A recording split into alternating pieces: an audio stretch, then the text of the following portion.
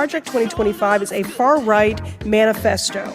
It is a 1,000-page bucket list of extremist policies that would uproot every government agency and disrupt the lives of every person who calls this country home. The Department of Education would be eliminated, cutting students off from civil rights protections and ending essential Title I funding for K through 12 schools. Abortion care would be inaccessible and illegal no matter where you live. These policies would quite literally ruin and end lives. And I didn't even touch upon proposals for housing, climate change, worker protections. If enacted, Project 2025 would destroy the federal government as we know it. Baby, you set my soul on fire.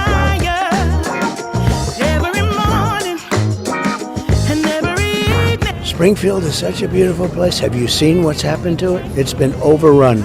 You can't do that to people. They have to be removed. So you would revoke the temporary protected status? Absolutely. I'd revoke it and I'd bring them back to their country.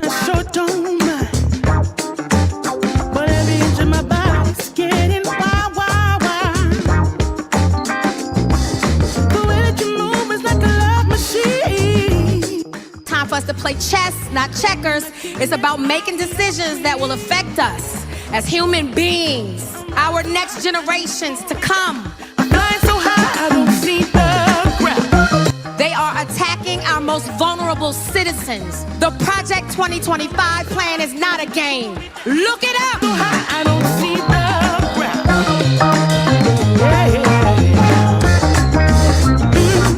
Baby, you set my soul on fire.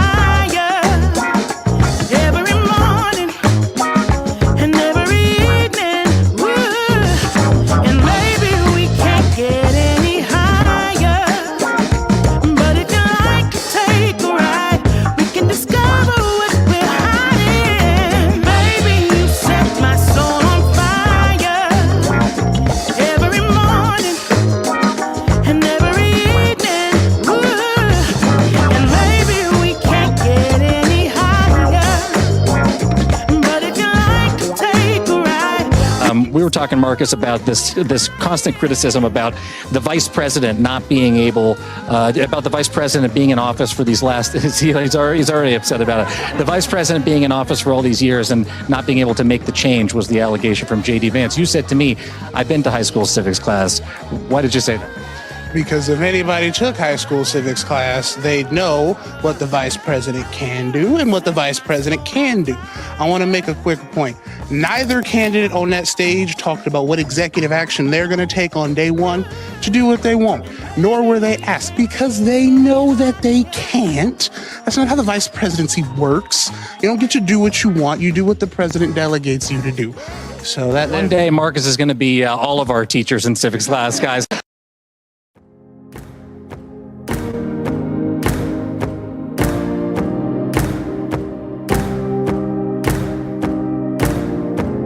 Project 25 not only calls for national book bans in schools, but also creates a list of banned words for the federal government that would be deleted from, quote, every federal rule, agency regulation, contract, grant, and piece of legislation that exists. Here are just a few of the words on the list: diversity, gender, reproductive health, and of course, conservatives want to ban the word abortion. Project 2025 calls for eliminating the Department of Education, eliminating the Department of Commerce, deploying the military for the use of domestic law enforcement against protesters.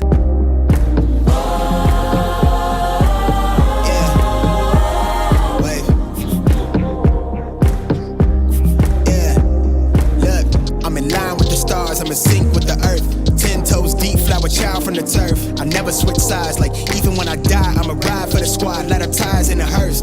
I've been on a vibe, kinda hard to describe. I'm in between, I'm good and it's fine, but I'm tired of the grind. Then I come alive in the night to realize I'm in the middle of the time of my life. Time for us to play chess, not checkers. It's about making decisions that will affect us as human beings, our next generations to come. They are attacking our most vulnerable citizens. The Project 2025 plan is not a game. Look it up. I swear to God, it's like playing whack-a-mole with these MAGA orcs. Every time I address one of their issues, something else pops up, and here's the latest. They're wanting to know why Kamala Harris hasn't accomplished anything over the past 3.5 years as vice president. And you know, that question reflects a scary lack of understanding about how the government works. Let me see if I can explain it to them in terms that they'll understand. The office of vice president is largely ceremonial. It provides no legislative authority at all. The vice president can break ties in the Senate. The vice president stands ready to take the place of the president should he or she become incapacitated, and that's it. The rest of it consists mostly of attending state dinners, judging contests, and kissing babies. You know, a better question to ask would be, why didn't Donald Trump accomplish his legislative agenda when he was actual president for 4 years? For instance, remember that fabulous wall that was going to be built between the United States and Mexico along the border, the one that Mexico was going to pay for? Why didn't that get done? What about that fantastic infrastructure bill that was going to revitalize the economy and rebuild America? Where did that go? What about that beautiful new health care plan, the one that was going to replace Obamacare? What happened to that? One thing that Donald Trump did accomplish when he was president is he cut taxes. Remember that tax cut that you guys thought was such a great idea, although it added trillions and trillions of dollars to the debt? Yeah, well, guess what? That expires next year. Next year, no matter who's president, your taxes are going up. Corporate taxes are not going up. Billionaire taxes are not going up. Those tax cuts were permanent. But your taxes, they're going up. That means that on top of the high cost of gasoline, the high cost of groceries, unaffordable housing, skyrocketing insurance, your taxes are going to go up. And for that, you can thank Donald Trump. Why don't you guys stop using your brains as doorstops for your ears and actually think for a change? Hey there, who are you? Oh, just the most important document in our country's history. You mean the Constitution? Nope. The Declaration of Independence? Yes, again. The Federalist Papers? The Federalist... What? No. Even more important than whatever you just said. Now sit right here and I'll tell you all about me. I'm just a little paper for the ages. A way to set the government straight. A short 887 pages on how to make America great again by forcing through the president's agenda, removing all of those who disagree, replacing with our loyal party members, and reclaim our great country. In sum, give power to the president to authorize the government to legislate morality and wrestle back normality from Marxist ideologies that infiltrate our policies like gender, race, or anything woke. We're gonna abolish the Department of Education, turn the swearing in into a coronation. America's great salvation will arrive with Project 2025. Coronation? You mean like a king? No, it's called the unitary executive theory. It gives the next president unchecked power to do whatever they want. So, a king? Oh, let's not get hung up on semantics. Here's how it's gonna work. Once that we have started the transition, and no one's left to tell us to wait, we'll go through every policy position, get rid of all the language that we hate, like civil rights, diversity, and unions, and pronouns to mention but a few. Defunding any liberal institutions that dare question what we do. I'm pretty sure the Supreme Court... Oh, the Supreme Court. That's a good one. Now, where was I? Abortion will be pretty much illegal, and reproductive rights will be gone. We'll get back to the biblical ideal that a family means a daddy and a mom with kids. Repeal the crazy climate regulations that get in the economy's way, with everyone reporting to their stations on Inauguration Day. When we give power to the president to authorize the government to legislate morality, expelling abnormality like godless ideologies, protecting inequalities like gender, race, and anything woke. We're gonna abolish the Department of Education, convert the melting pot into a Christian nation. The stage is set and we'll be going live. in 2025. You can't seriously say all that. Wanna bet? Come on, let's crack me open. Page 124. Make more nuclear weapons. Page 257. End the war on fossil fuels. Page 214. No more gun violence protection. Page 298. Or feeding hungry kids at our schools. Turn to page 5. Ban offensive books from the classroom. 563. Make it hard to register to vote. Page 449. Dismantle Medicare. 534. Kill off the grizzly Page bear. 4. Delete the term sexual orientation, gender equality, awareness of sensitivity, diversity, equity, inclusion, abortion, reproductive health, and reproductive rights out of every rule, regulation, contract, grant, and piece of federal legislation that exists.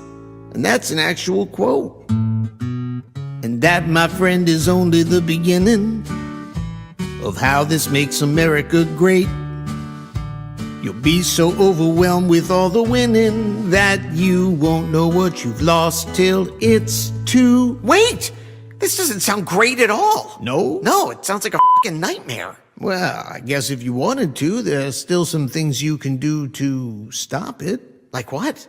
Well, if you vote to save democracy and stand against autocracy and tell your friends and family, enough with this insanity. We fought too long to part with these essential civil liberties like privacy and equity and bodily autonomy and what defines a family, equality and empathy. And we're not going back, and maybe we can stop this radical abomination. The future all depends on your participation. That's the way democracy will thrive. America was made for you and me, so let's defend our freedom and our dignity. Now raise your voice and let's keep hope alive in 2025. Now vote! Project 2025 prohibits the FBI from combating the spread of misinformation and disinformation. Time for us to play chess, not checkers. It's about making decisions that will affect us as human beings, our next generations to come. They are attacking our most vulnerable citizens. The Project 2025 plan is not a game. Look it up!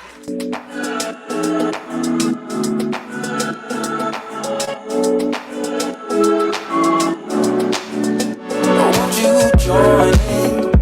I can help you with anything you need. When you make mistakes, I can ease your pain. If you believe the polls, Donald Trump is heading for the White House in 2025, and he'll be bringing Project 2025 with him. That's the 920-page policy document filled with crazy far-right authoritarian proposals that you all need to know about and that I'm going to summarize for you right now, all 30 chapters, in just 2 minutes. Start the clock. Chapter 1, turn the White House Council, which is supposed to give the president independent legal advice, into a, quote, activist force for the president's agenda. Chapter 2, root out anyone in the National Security Council or the Office of Management and Budget who's too woke or is aligned with the president's agenda. Chapter 3, replace thousands of career civil servants with MAGA loyalists. Chapter 4, radically increase the defense budget, expand the nuclear weapons production, lift restrictions on arms sales, and expel all transgender people from the military. Chapter 5, ramp up deportations of undocumented immigrants, including dreamers, make it easier to detain kids in detention camps, and allow ICE officers to arrest migrants anywhere in the US, even without a warrant. Chapter 6, defund the Palestine Authority, bring back Trump's Remain in Mexico asylum policy, and restrict funding for international health organizations like the WHO. Chapter 7, ramp up the use of covert ops and use the CIA to, quote, implement the president's agenda. Chapter 8, defund, quote, unquote, leftist news organizations like NPR and PBS. Chapter 9, get rid of all climate policy from our foreign aid programs. Chapter 10, restrict food stamps and free school meals in low-income school districts. Chapter 11, abolish the Department of Education. Chapter 12, gut renewable energy programs and vastly expand our natural gas infrastructure. Chapter 13, shrink the EPA and shut down the Office of Environmental Justice. Chapter 14, get rid of Head Start for low-income families and ban the abortion pill mifepristone. Chapter 15, ban all non-citizens from living in government-subsidized housing, even if they're living in a family with citizens. Chapter 16, weaken the Endangered Species Act and significantly expand oil drilling in Alaska. Chapter 17, empower the president to investigate his opponents through the DOJ and eliminate the FBI's independence. Chapter 18, make it easier for businesses to discriminate on the basis of religious freedom and, of course, race. Chapter 19, restrict the EPA's ability to regulate CO2 emissions from cars. Chapter 20, force the Department of Veterans Affairs to seize abortion services and gender-affirming surgery. Chapter 21, focus the Minority Business Development Agency on, quote, the evils of socialism and communism. Chapter 22, increase taxes on millions of low-income and middle-class households. Chapter 23, it's just a long rant against China. Chapter 24, should we bring back the gold standard? Chapter 25, punish Planned Parenthood for getting COVID-19 relief loans. Chapter 26, give more of Congress's power to make trade agreements to the president. Chapter 27, abolish the Consumer Financial Protection Bureau, which has saved consumers tens of billions of dollars. Chapter 28, limit content moderation on social media platforms. Leave hate speech alone. Chapter 29, take away the Federal Election Commission's power to prosecute election and campaign law violations. And Chapter 30, go after companies with ESG, DEI, and other corporate social responsibility programs. That's what's in Project 2025. That's what could be heading our way. And if you want more people to know what's in it, then share this bloody video with them, will you? Till Saturday, I don't wanna go without, so I ask her to stay. Though she broke my heart in a million ways, but I'm putting that aside now. I'ma feel alright now, happy just as long as she's with me. I've been trying my luck every day of the week, yeah. When my baby wakes up, always down every weekend. No, love her too much, but I just can't get enough. She's slipping through the cracks.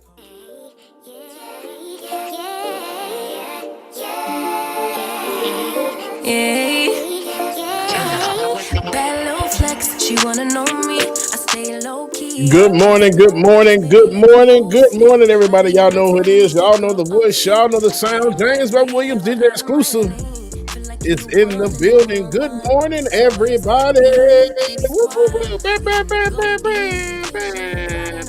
Welcome again to another Like It or Not, man. Y'all stay tuned. Like it or not, it's about to go down. Y'all stay tuned. We'll get some shout outs done in a few minutes, y'all. Good morning, everybody. If you let me put it down, when I hit the town, you should slide on me.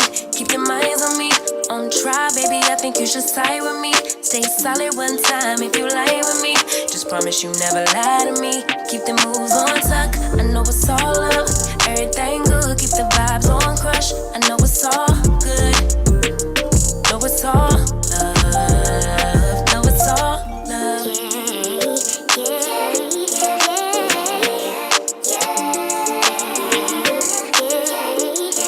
I've been feeling like I'm man lately. Can't nobody do it like I can daily. Baddest in the lattice in the land. Body turn your nigga to a fan up. I made it where I'm at on my own. Had a couple blocks in the road, but I get to the bag on the low. I be counting stacks while they grow, yeah, you know me. Baby, won't you keep me company? Give me something to do when I get lonely. I got something for you when we get home. If you let me put it down, when I come in town, you should slide on me. Keep your minds on me. On try, baby, I think you should side with me. Stay solid one time if you lie with me. Just promise you never lie to me. Keep the moves on tuck. I know it's all love. Everything good. Keep the vibes on crush. I know it's all good. Know it's all love. Know it's all love.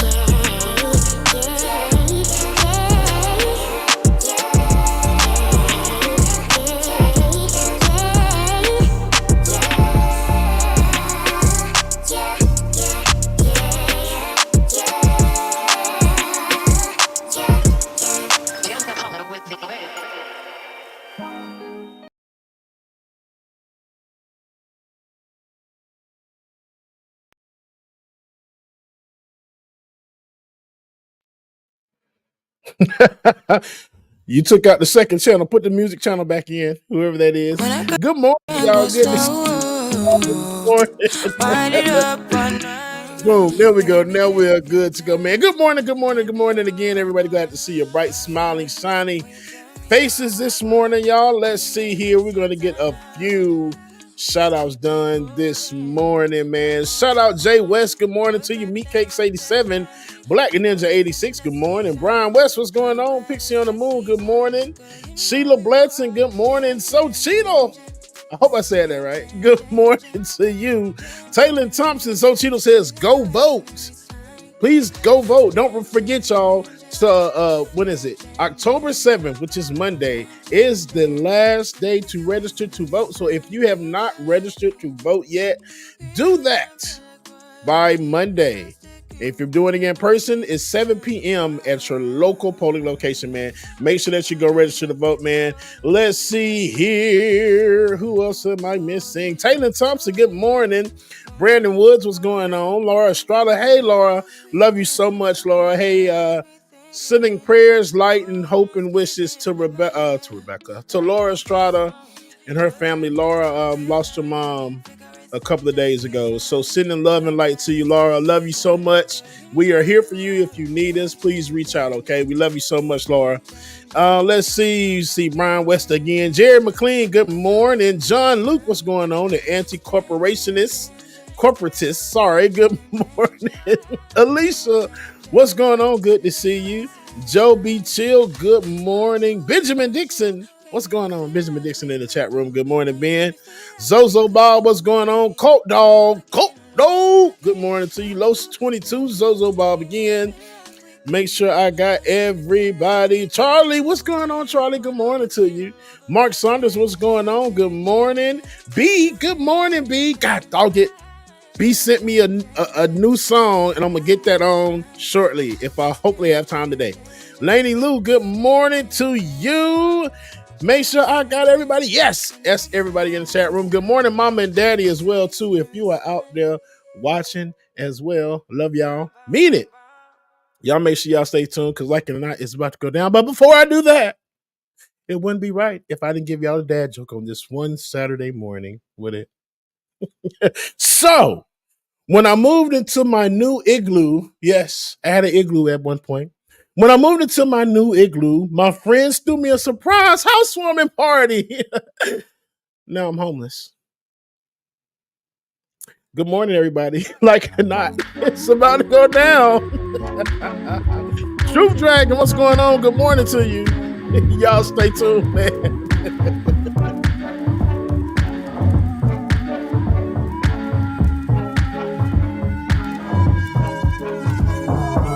I bought a house in Cabo to shake off my cargo. It went a little bit far though. Ron West is later as usual. Now 6 by off snow. I didn't drive my car home when I drank that charcoal. Man, I miss my mom so. Ask me how it feels. I say it feels too real. When you pick up speed, what's pitch black weed? Well, you got your thoughts. I'll be in there deep. What about your heart? Good morning, Mama and Daddy. Love y'all. Mean it. Good morning. Derek, what's going on? Good morning to you.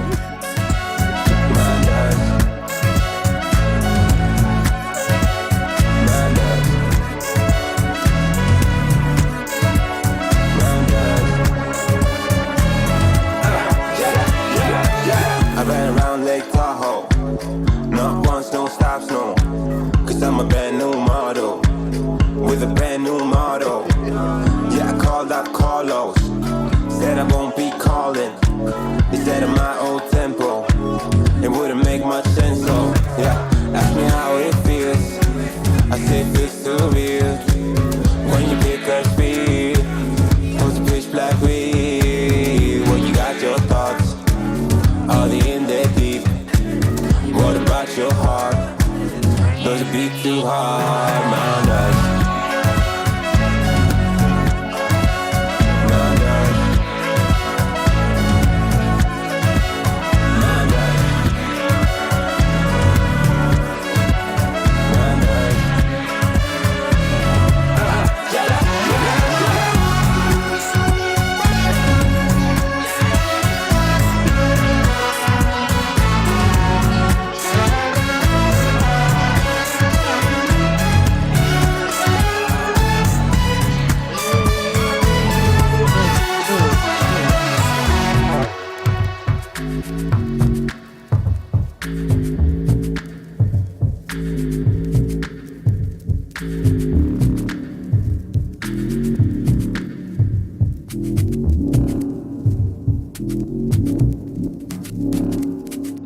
All right, y'all. Make sure y'all stay tuned, man. Like it or not, it's about to go down in a few minutes here. Henry King, good morning to you. Like I said, good morning, Mama and Daddy. Donald White, good morning.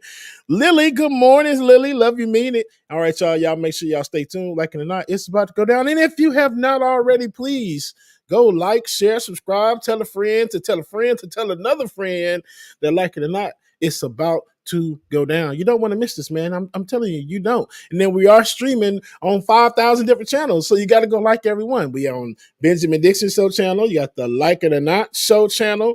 Then you got Rebecca's channel that's streaming on, and we're streaming on my channel. So go ahead, make sure that y'all go to each one and like and share. Okay. And while we're doing that, y'all, this is MXB's new song called Green Eyed Monster that they sent me, and I can't wait. So we're gonna take a listen, man. Let's see what they're talking about. You said that you were hanging with your friends. That's funny, cause when I called them, they said you never showed your face. No, my palms are sweating, my heart is racing, it's pounding in my brain. My sixth suspicion affects my vision, it's driving me insane. What's happening to me? I'm a green-eyed monster, monster, monster. A green-eyed monster, monster, monster. When did I become a monster, monster, monster? A green-eyed monster, monster, monster. Whoa. J-E-A-L. Oh, what happened to us? J-E-A-L. Oh, what happened to us? To us, N-V-I. Oh, what happened to us? You're acting smug like I don't know the truth. You really ought to be ashamed. Walking around in your expensive shoes. I wonder who bought them for you. I'd really like to know his name. You say that. Yeah. My palms are sweating, my heart is racing, it's pounding in my brain. My sixth suspicion affects my vision, it's driving me insane. I'm a green-eyed monster, monster, monster. A green-eyed monster, monster, monster. When did I become a monster, monster, monster? A green-eyed monster, monster, monster. Whoa. You broke my heart by breaking our trust. I thought I knew you so well, but I'll be fine. I will heal in time by making your life a living hell. I'm a green-eyed monster, monster, monster. A green-eyed monster, monster, monster. When did I become a monster, monster, monster? A green-eyed monster, monster, monster. Whoa. J-E-A-L. Oh, what happened to us? J-E-A-L. Oh, what happened to us? Oh, what happened to us? I'm a green-eyed monster. I love that ending.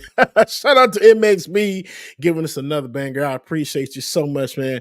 Hey, make sure if you have not already, join the Patreon. Patreon.com/like it or not. Patreon.com/like it or not. And please feel free to give directly to us as well, too.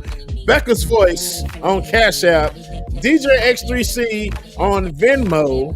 Ben is just don't have anything. And then David DKG87. DKG87, man. We appreciate y'all and love y'all so much. So I think it's almost that time, you know. Okay, we see we're just working on a few things, man. So make sure y'all stay tuned, like it or not. It's about to go down. Here's Mini Me. Y'all remember this? Life so free, can't no man kill him. Came from the bottom, was a broke man, ghetto, still move like Tim Man with no found widow. Pardon me, I get hectic. I survive through the wreckage. You should go look for the exit. New sheriff in town, I get a little reckless. Missed the memo, go check the message. I ate then came back for seconds. I Ain't seeing your fake little necklace, lifestyle decrepit. I should probably expect this. Too much game for your league. I'm Hussein with speed, go Hussein on beats. Legendary, I'm everything you aim to be. I'm insane and free. You can't tame the beast. Here is not going to stop when it comes to these type of discussions. It's going to be for us and by us here on this platform when the media is telling us to look the other way. Your support is what helps us move forward. Join patreon.com/like it or not. Help us grow. Like it or not, y'all. 2023. Y'all know what time it is. It's time for like it or not. We're back to us. Let's start this damn show. Yes, it's time for like it or not. We're back to us. Let's start this damn show like it or not. Rebecca Azor is in the house. You know she got a funny story to tell. Talking politics, culture, or real life-ish. I live in life in the ATL. Benjamin, yeah, that's my man. He's always coming up with the master plan. Politics scheming, or trying to find the meaning of life. Or why the feds keeps us in strife. I'm your DJ. I really don't need no introduction right now, but you know what? I stay dropping them jams. Y'all know who I am. Good hope, dad jokes, culture-ish, politics. What you're hearing right now was the culmination of all of this. I started out with the mic in my hand, and I graduated to a plethora of fans. I love bringing joy to the people. It makes me feel great, makes me feel regal. I do what I do for you. 8 p.m. Friday, you know how we do. Let's go. It's time for like it or not. We're Rebecca Azor. Let's start this damn show. It's time for like it or not. We're Rebecca Azor. Let's start this damn show. Like it or not, y'all. 2023. Let's start this damn show. Let's go.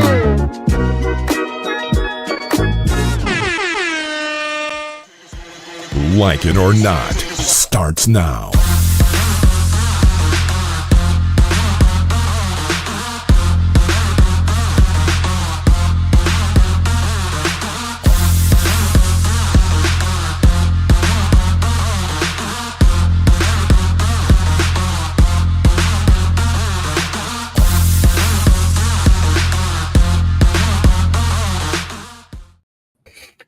Good morning, good morning, good morning. Good morning, and welcome to Like It or Not, where we're free to tell the truth and not care who doesn't like it. Somebody's sounding a little low on their audio. Right. Is that me low? Am I low? Here we go. Wait a minute. Is it? Check. Low. To the flow. Today's the 5th, right? Look, today's the 5th. Yeah. Hang on. It's the 5th. Everybody's checking their levels. Okay, right. Here we go. Can you hear me now? All right. Everybody, I can hear them better. Ben, you sound great. All right, Okay. We're in the house. How you guys doing this morning? How are you? Blessed and highly favored is the Come saying. on now. Aisha. I love that for you. God is good. All the time. All the time. You know, I just want to, when I think about what he's done for me. I wish I had an organ then. Listen. Mind you, ain't no real news. Yeah, I need that organ. Ain't no real news. I just want to thank him because things may not be going great, but when you thank him in advance, I don't think people can hear me. I want to say See what happens when I start a little bit churchy and then everything goes. That's what happens. But when you thank him in advance, that's enough to shout right there. When you thank him in advance, it does something to your spirit. No matter what you got going on, you know what I'm saying? When you wake up and you just make these affirmations, or you say good things, or you put your mind on good things, because if you're still choosing to live another day, you're fighting for another day, why not try? That's right. Fixing your mind to something positive, because we already know how it feels to fix our minds when we can't control things or when things are negative. But, just like it's tatted on my body, but God. You got "but God" tattooed on your body? I have, and in a place where it probably shouldn't be. It's right here. Oh, God. It's literally, maybe you could see it. I don't know. But come on, Rebecca. We have it's not that. It's like on the, okay. It's there. It's there. You had a. I don't even think I shaved my underarms, so sorry about that. But Lord Jesus, it's not in a place where no. We just turned the corner from churchy to I don't know what. No, but it's not. It's not Oh, there. man. Like, it's on my back, but like right here. So I don't know. But anyways, it says "but God," but it's there, and it's really cute too. It has like, it says "but God," and then it has like 3 red dots because the blood it works. It will It never works. lose its power. Look, But don't start, anywho. y'all. Don't start because y'all know me. I'll finish every one of them. Unlike your girl here. God is good. God is good. Amen. No. Jesus No. Christ. No. I thought you were going to say God is great. Thank you for the God is 48. great. No. God, all right, Y'all not gonna give it answers? I'm gonna do you, Charlamagne. Yes. Charlamagne, God is good. All the time. And all the time? God is good. That's right. See? Where's that from? Jesus Jesus Christ. Christ. It's church. God is good all the And time. but why do you say all the time back? That's Where's black, that from? Black church. God is good all the Black time. church. Oh. Everybody said it. No, I, Okay. I Did you definitely go to didn't get black that churches? one. No, I guess I didn't go to enough black churches growing up. Yeah, Candace, what's the correct? Ooh, Anyway. Run me that card. Run me the card. The black card, please. There was no black card for her, but people Ever. she's invited to the cookout. That's why I don't want to go to them things no more. Here's my thing: we can Who all invited have the Candace to different a cookout? black folks because Black the MAGA. Black MAGA, but not only Black Amen. MAGA, people who feel like they're the gatekeepers of it, people who feel like you're foundational Black, people who they literally side with her on some of these things because, and she recently stated that Black Kamala, she had a comments on Kamala Harris and her experience within her book, saying that because this is somebody who doesn't even know how to respond to a Black commentary or Black, what can I say, euphemism? She doesn't know. She doesn't understand blackness. I can say that because I don't really. Yeah, she doesn't understand Blackness. So she tried to come at Kamala, and I'm like, if you're gonna come at Kamala about Blackness, like make it make sense because we've already done it. So make it make sense. But this that you're choosing, this is also how we know she's not Black. She attacked Kamala, saying that she's going to visit her uncle or whatever. I think it was in New York City with her mom, and it was a Black person in the picture, and Kamala was a little girl, and everybody was like, but honestly, we have people if audience members throw hands in the chat, if you or anybody if you're Black went to go visit your parents' friends and That's they right. was like, this is uncle such and such, this is auntie such and such, because that was your parents' best friend or friends of a friend, and they were your uncle, they were your aunt, their kids were your cousins, their kids were your god sisters and brothers. So that's how you know Candace Owens ain't Black enough, because I'm pretty sure Candace Owens got some play aunties, cousins, friends that are actually family friends that are more family than your auntie in the next state is or whatever. That is just what it's about. So, and this is the picture she's talking about with her uncle Freddie in Harlem. And she said, Harlem was a magical place for me. This is what Kamala said in her book. And this is her as a baby in 1960. Oh, okay. And she's visiting in the back. So my thing is, people were so upset, and some people were so upset and siding with Candace Owens, saying, you are so right. You're so right about what. But Rebecca, it's not just Black culture. Well, first of all, I do that with all of my friends. Like if James, you come over, I'm be like, hey, this is your Uncle Bubba. I do it with Carl Mack. Carl Mack calls the house and they say Uncle Carl, right? Yep. It's not just Black culture though. You know, Indian culture does that too, right? But people who have friends, and what I'm thinking is Candace Owens grew up in a household with parents who had no friends, so she never experienced that. She never experienced like the camaraderie. But folks really follow Candace on this because they are desperate to find a way to say Kamala Harris isn't Black, even though they know better. They know better. Yeah. I'm sorry, y'all.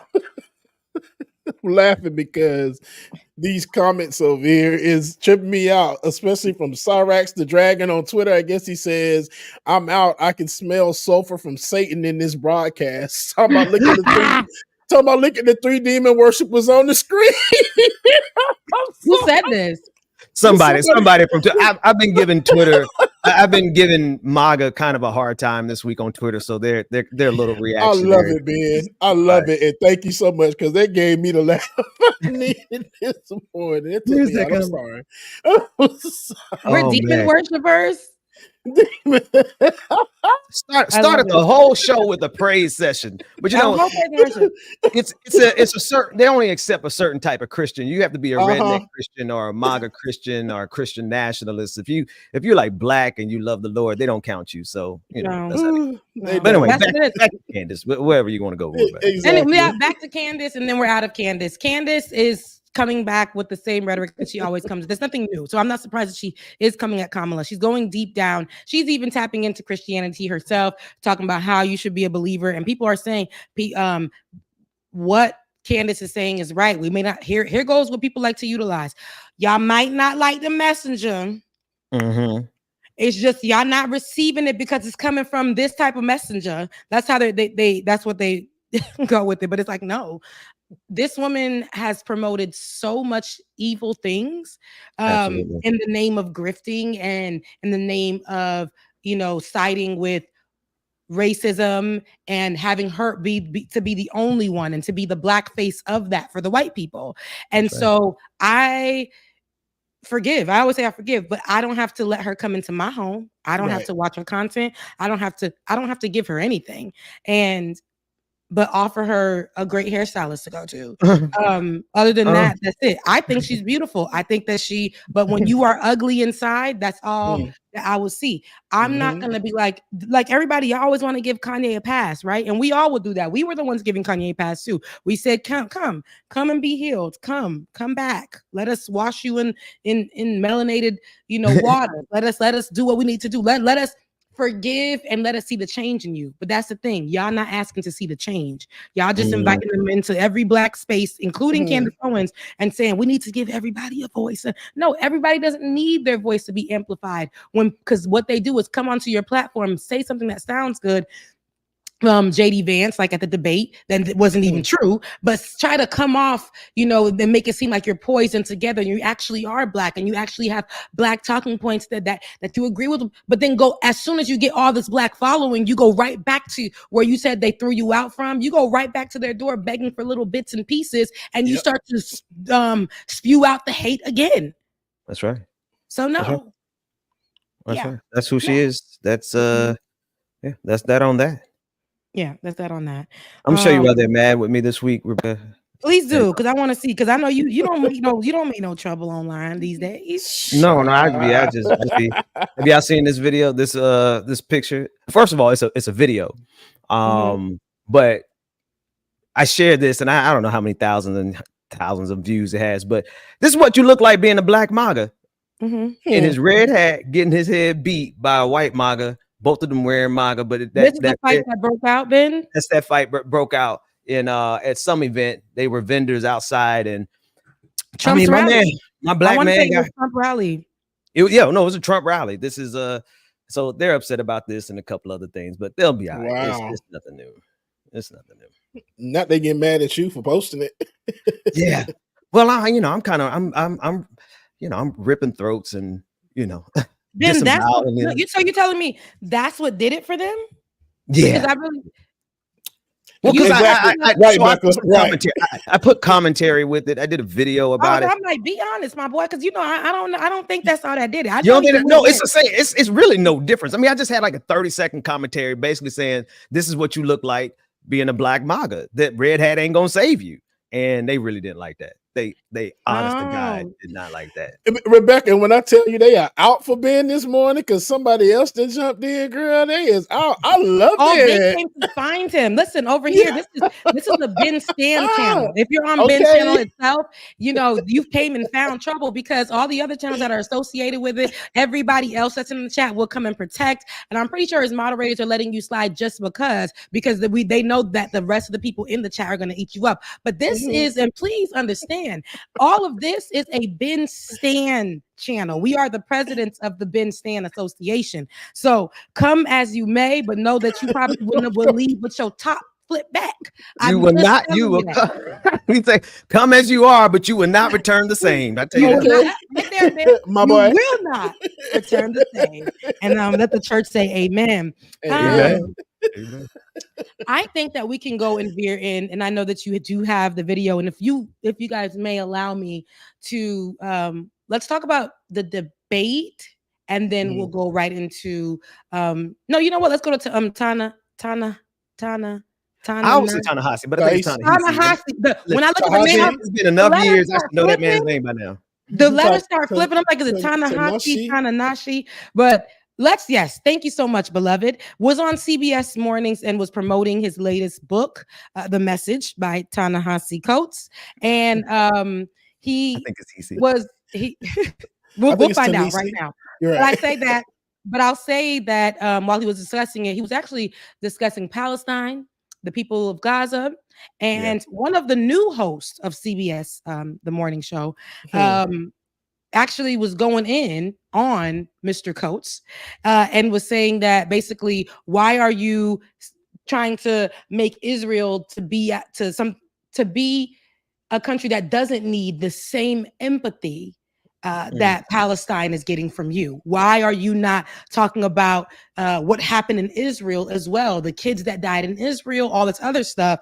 And let's take a look at the interaction specifically, because I want you to see how these white hosts, he just got onto this show. He's a filler. He was a filler, and now they put him in position. But Ta-Nehisi has been doing this for a long time, to the point where even the host, right, the newer host, says, "I know your work. I know you. I read your stuff. I actually know you very well. But you came on here with violence, trying to me find a name for yourself." But these white folks, and not to add the race, but to add it, feel like they have to disrespect people, even of such honor, about their own work, instead of asking them the correct questions. Because you're a whole journalist, but you chose violence, and sometimes we choose violence as journalists to give voices out to people. But in this case, who were you giving a voice to when the world is already on the side, pretty much, of Israel? Let's take a listen.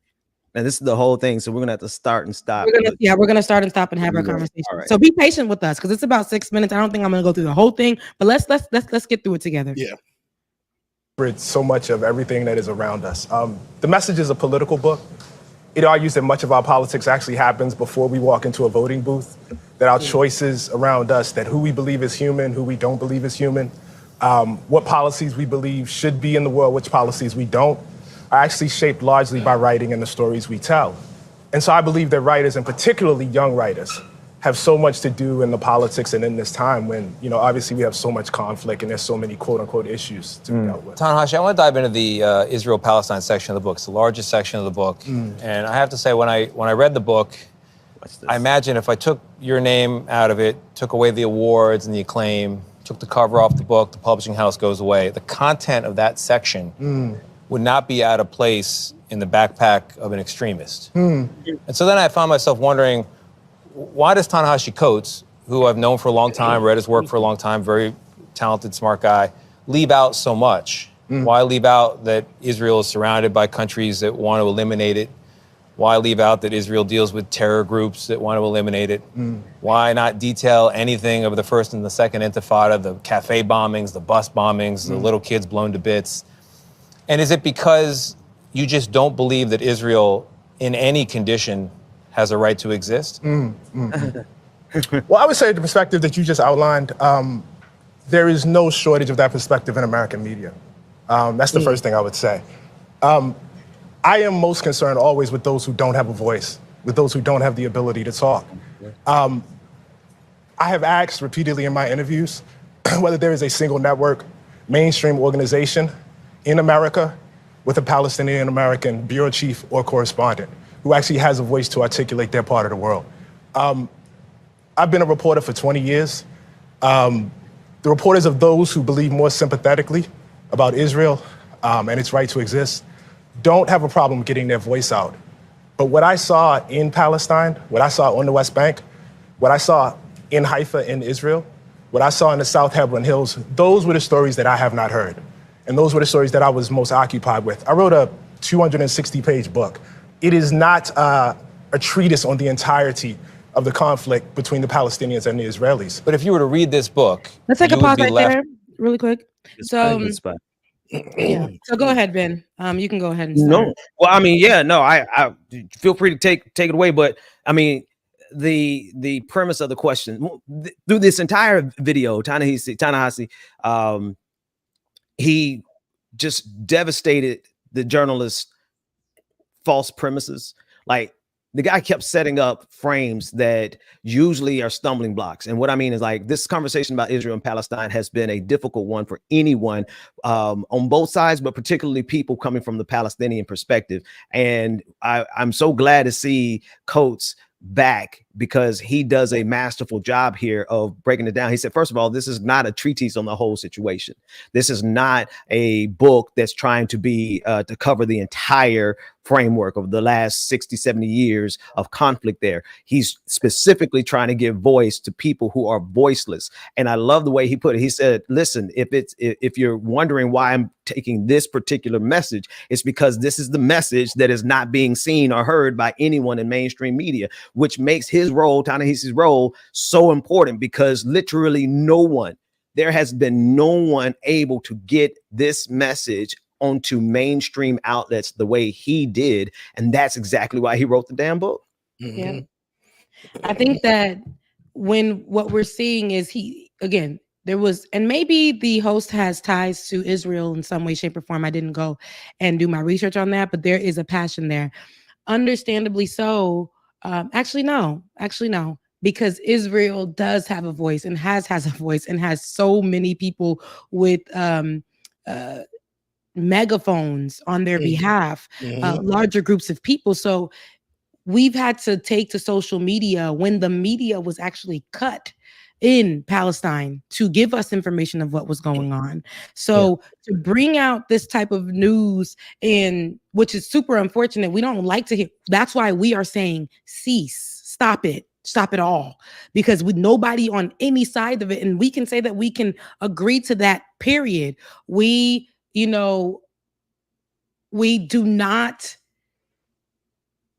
speak against any type of violence on both sides, right? People should be protected. There should not be a war right now. We condemn Hamas, but we should also understand the amount of people who have no supplies, no real army, no hospital, and the amount of people that have been killed there. I just saw this on in an article. The amount of people that have been killed there in comparison to the people in Ukraine, and there are less people in Ukraine, I think it was something like that, have been the percentages. Yeah, the percentage was way high. And so just to put that in perspective for you, the people are dying at this moment as we're speaking and we're having conversations right now. They are trying to obliterate Gaza. Israel has their forces and they're armed and they're allies. Who are the allies fighting on the front lines for Gaza? And Ta-Nehisi actually been studying this before it became a mainstream storyline. His stance on this was the same each time. So before a lot of people were privy to what was happening in Gaza, he already seen this coming and he already has been speaking and investigating and studying this. So he's not, as I've been saying, new to this. He's true to this. That's right. So if you do know him, Mr. Journalist, right? If you do know him like you say you do, you would understand that. If you are familiar with his work, you would know that. So to question why he didn't add Israel in the same light as Gaza, because that was not his point. That wasn't his point. His point was to do exactly what he did, and that's what was needed. Yeah. That's what was needed. Now, Rebecca, David said something in our private chat. He said he's glad that that particular host set it up that way so that Ta-Nehisi could actually respond in that fashion. So I don't know. I don't know if the journalist did that on purpose to set it up, but it certainly was a much needed conversation because that cuts to the core of it, right? And that actually cuts to the core of what you said also, Rebecca. This isn't a war in Gaza. This is not a war in Gaza. This is a slaughter. right? There's no standing army that has any remote capabilities of standing up against Israel as if it's an actual war. This is how you have the situation where we stopped counting at 15,000 children. 15,000 children killed, and then they cut off reporting. We don't have any more new numbers. Do you know when it was 15,000 children were killed in Gaza? 7 months ago. So no telling how many children are killed at this point. And so when you have that situation, when you have, it's so asymmetrical, every day you're going to hear the narrative of Benjamin Netanyahu about why he's doing what he's doing in Gaza. You're going to hear that on every single major network. Of course, I'm grateful to this brother for using his capital, because he's really, I mean, I don't know if he's going to get blacklisted, but people, they are attacking him now. And it's a good chance he probably won't get many invitations back. So he's using his last bit of political capital, last bit of media influence, and he's using it on behalf of the Palestinians. And real quick, so somebody said in the chat that the news anchor has an ex-wife and 2 children that live in Israel. And I just fact checked it, and yes, he does.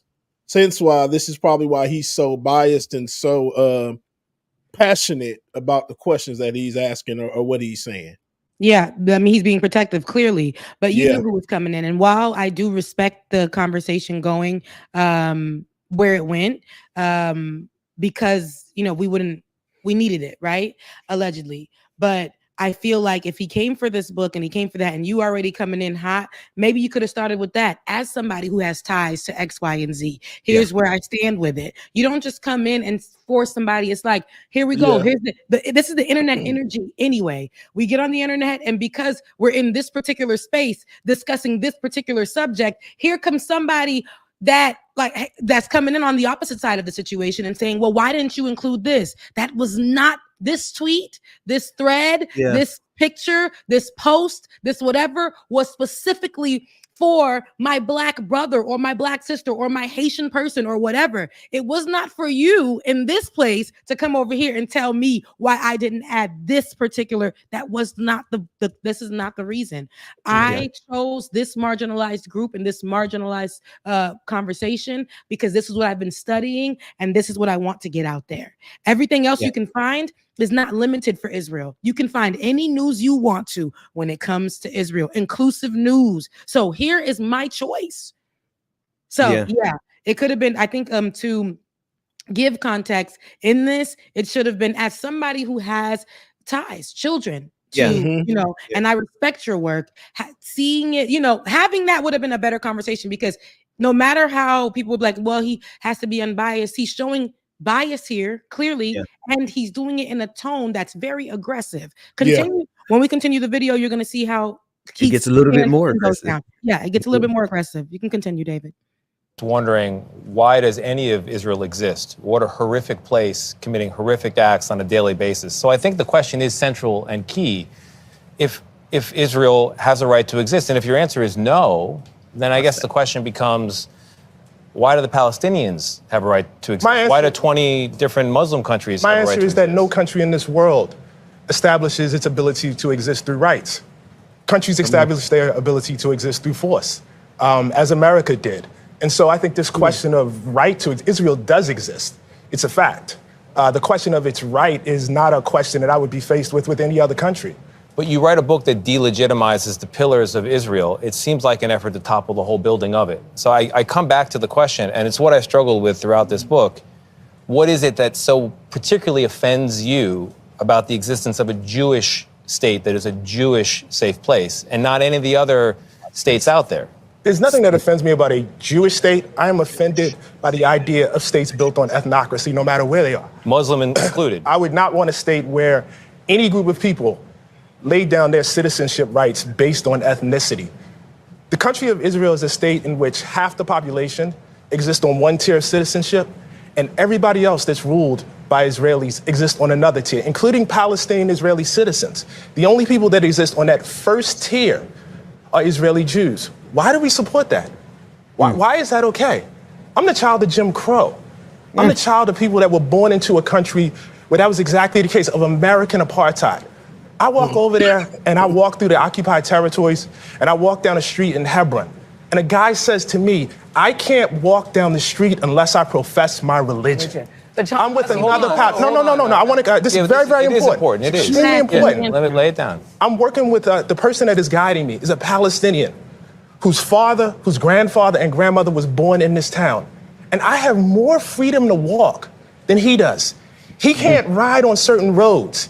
He can't get water in the same way that Israeli citizens who live less than a mile away from him can. And why is that okay? Why is that? Why is there no agency in this book for the Palestinians? They exist in your narrative merely as victims of the Israelis, as though they were not offered.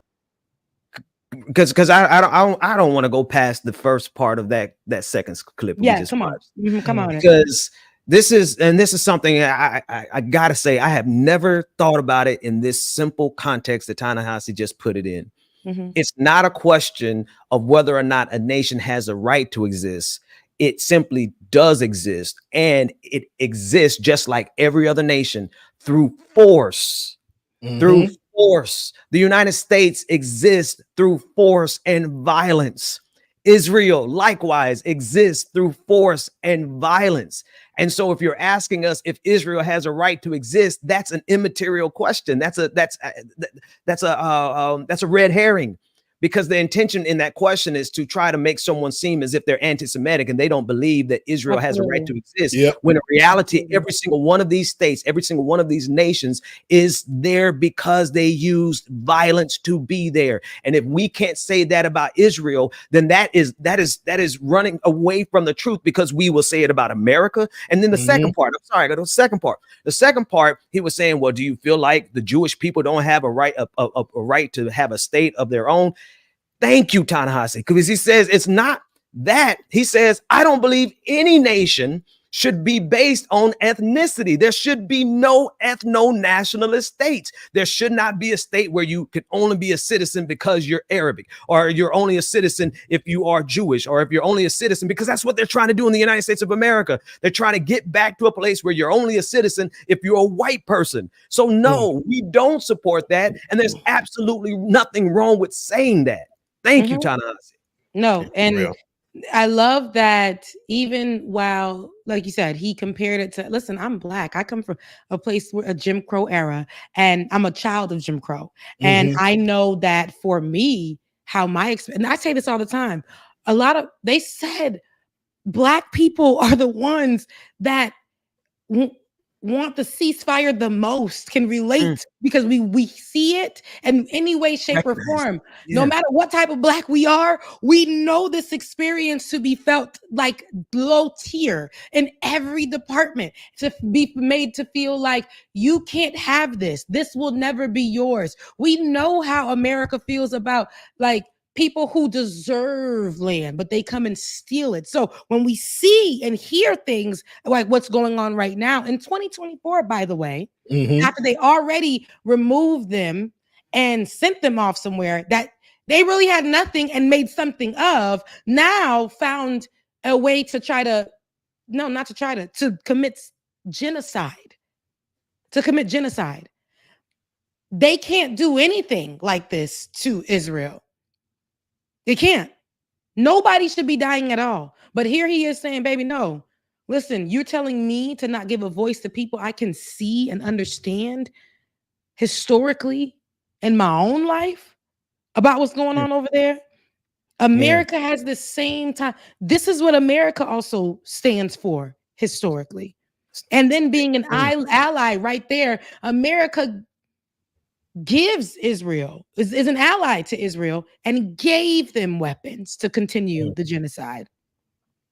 So what are we saying here? I'm going to be a voice for the voiceless, for the ones that are dying every single day in droves. And if you want to compare, because sometimes you got to, it's nothing.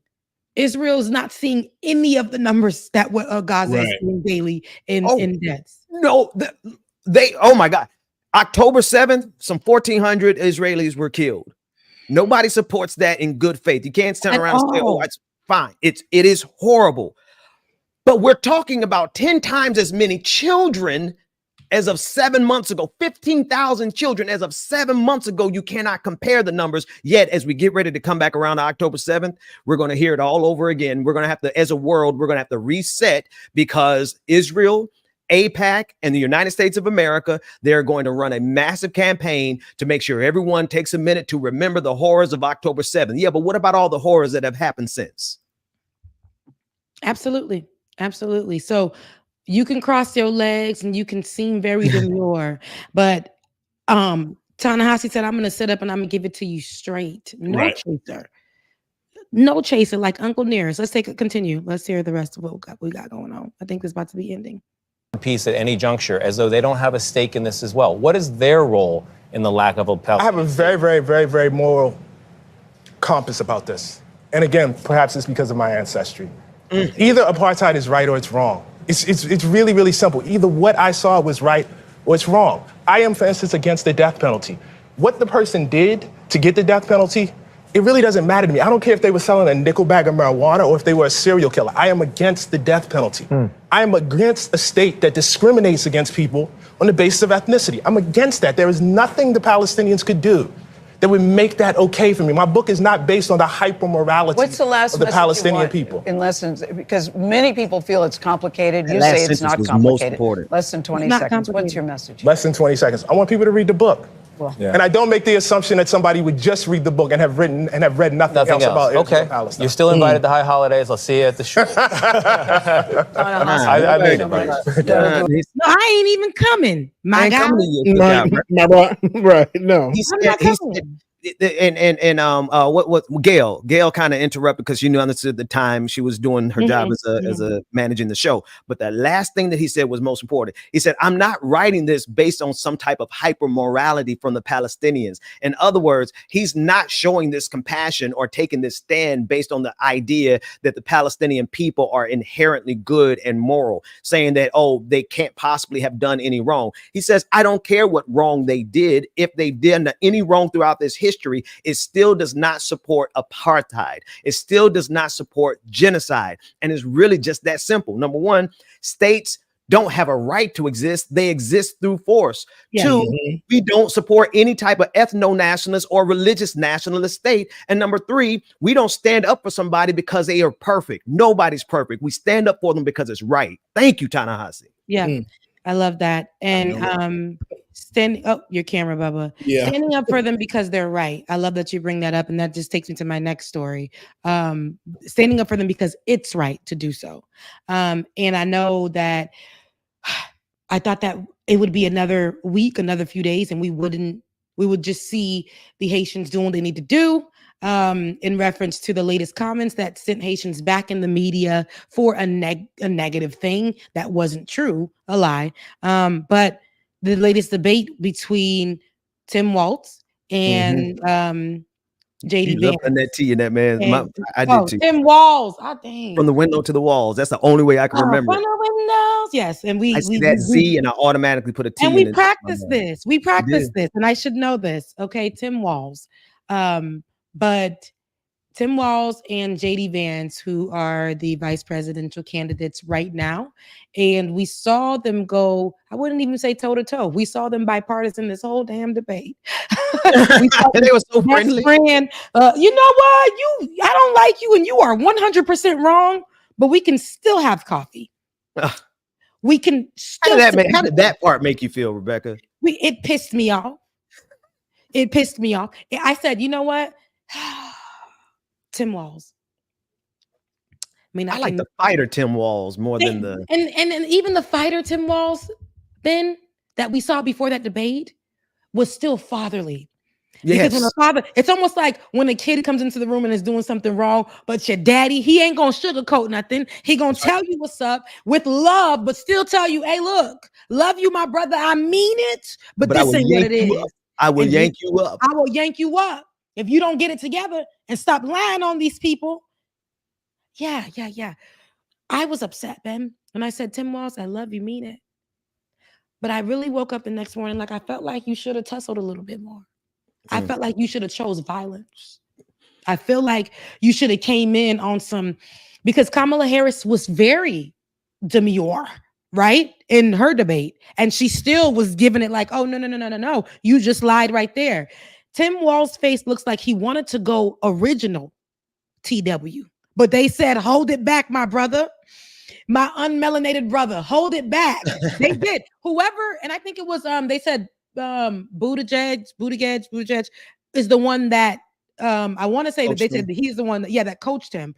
And that is problematic because he actually didn't need coaching, to be honest, because he showed that every time he presented. Even when they checked him, they did a fact check on him and he took it fine. When he's like, listen, y'all, I just misspoke. I went to China, but not on that date. I went to China, but not for that time, my camera. But what I wanted to get to, what I want to play was when the moderators actually chose violence, when they chose to fact check J.D. Vance on the Haitian immigrant comments that he doubled down on and where he wanted to say. So let's take a look at them, how the moderators actually had to step in and fact check J.D. Vance and how J.D. Vance threw a fit about the fact check.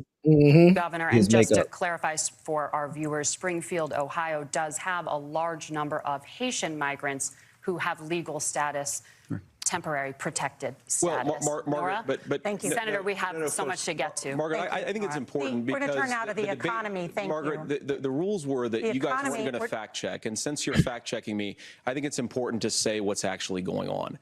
So there's an application called the CBP One app, where you can go on as an illegal migrant, apply for asylum or apply for parole, and be granted legal status at the wave of a Kamala Harris open border wand. That is not a person coming in, applying for a green card and waiting for 10 years. That is the facilitation of illegal immigration, Margaret, by our own leadership. Thank you, Senator, for describing the legal process. We have so much to get to, Senator. Those laws have been on the books since 1990.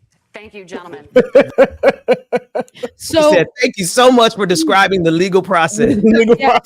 Yeah, it was crazy. And what's funny is I'm like, I think somebody trained him not to say Haitian migrants when he's the one that helped spread this rumor about Haitians in Springfield, Ohio, eating pets, which is not true. And I have to keep saying that because people are saying that it is still to this day, even though it has been literally debunked and said that it was misinformation and said that it was lies by everybody.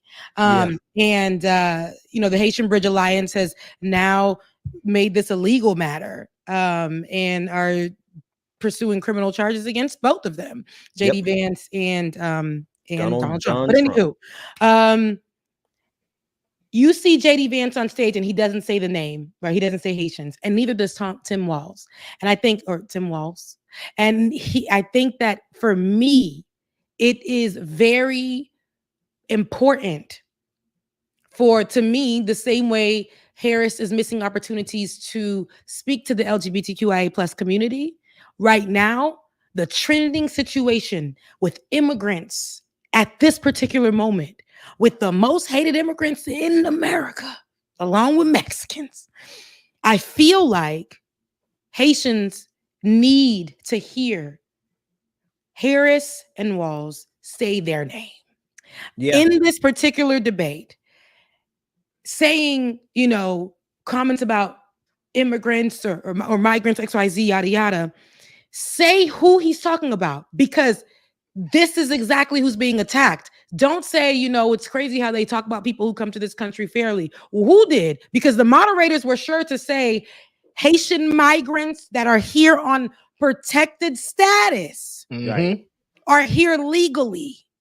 In Springfield, Ohio, the moderators had to say Haitians. And I really wanted Tim Walz to say, those Haitian people in Springfield, Ohio deserve better.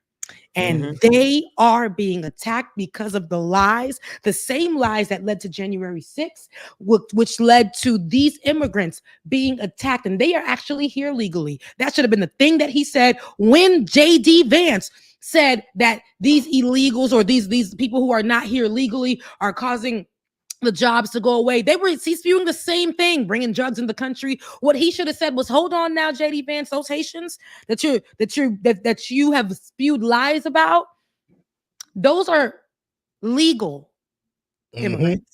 They're legal. Let's be clear. They came here through a system that worked, and they came here and worked and built up the community. I needed to hear that because the danger of those comments has been so grave. Yes, has been so grave to the point where we're seeing more Haitians leave areas where they thought they were going to be safe to try to go find somewhere else to keep their head down. We're seeing KKK folks, and I said this in my video, but this just happened just yesterday. They're lining up and saying, keep America white or whatever. And Springfield, Ohio allies that are white are driving past like, stop saying that. Protect everybody deserves to be here.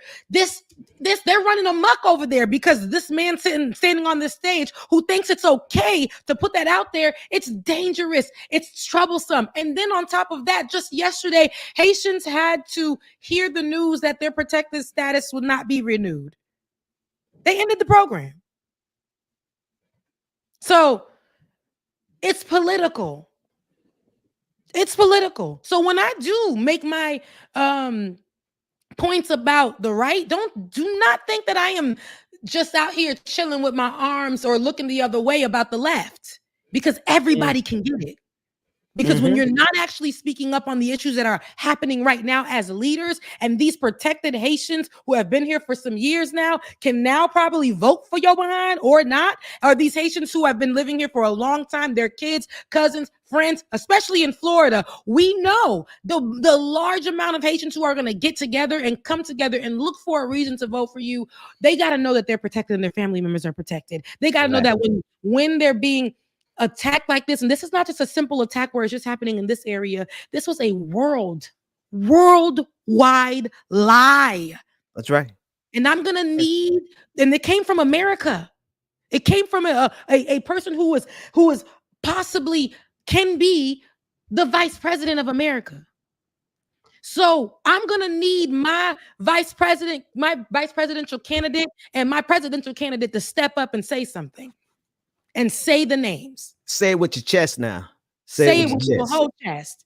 Just like when you in the rooms and the people are speaking and you can stop and tell people to give respect and X, Y, and Z and do all this. Please, for both sides, I'm tired of hearing about your families. My grandmother, back when my mother. Yeah, your mom.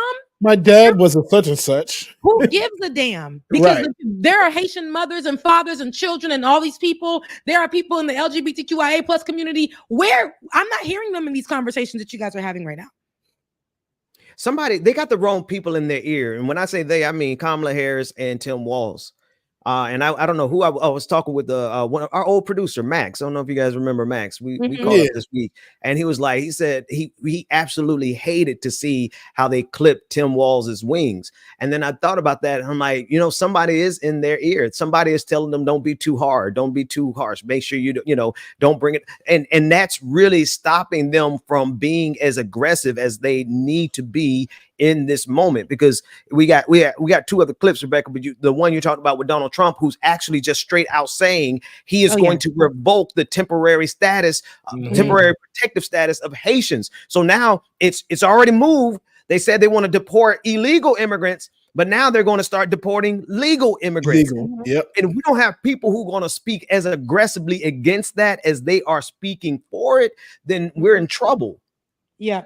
And let's be clear, this is Donald Trump speaking on top of the Biden humanitarian parole program. It is shut down by the U.S. government. So that means that ain't no renewing this parole program for Haitians, Venezuelans, Cubans, Nicaraguans, and this began in 2023. So moving forward, it's only going to be offered to nationals from Afghanistan and Ukraine. And remember, this is the same type of asylum seeking and stuff that they've offered to, which they need, the Afghanistans and the Ukrainians. That's they need, but the same issues are happening in these other countries. Okay, it's happening there, but and this is my problem. I feel like this program just came out and they quickly shut it down under Biden. Then we have that's Biden, right? And mind you, what rings in my ear is still me hearing Kamala tell a group of immigrants, "Don't come, don't come." And then I hear here on the right, which we always gonna hear, people like Donald Trump and they're anti-immigrant. They've always been. They ain't never want no laws to bring no immigrants in here. It's keep it white, keep it white, and keep it white and keep it right. And so Donald Trump here now. So this is Haitians are getting this from every way. Donald Trump here now is coming in and saying as soon as he becomes president, he will send the Haitians in Springfield, Ohio, because of what they did with the city. He said he will sing them back to their country if he becomes president. Every single one of them because of what they did to the city. And caveat, let me put it right here. Let me put the asterisk right here. What they did to the city was help it grow.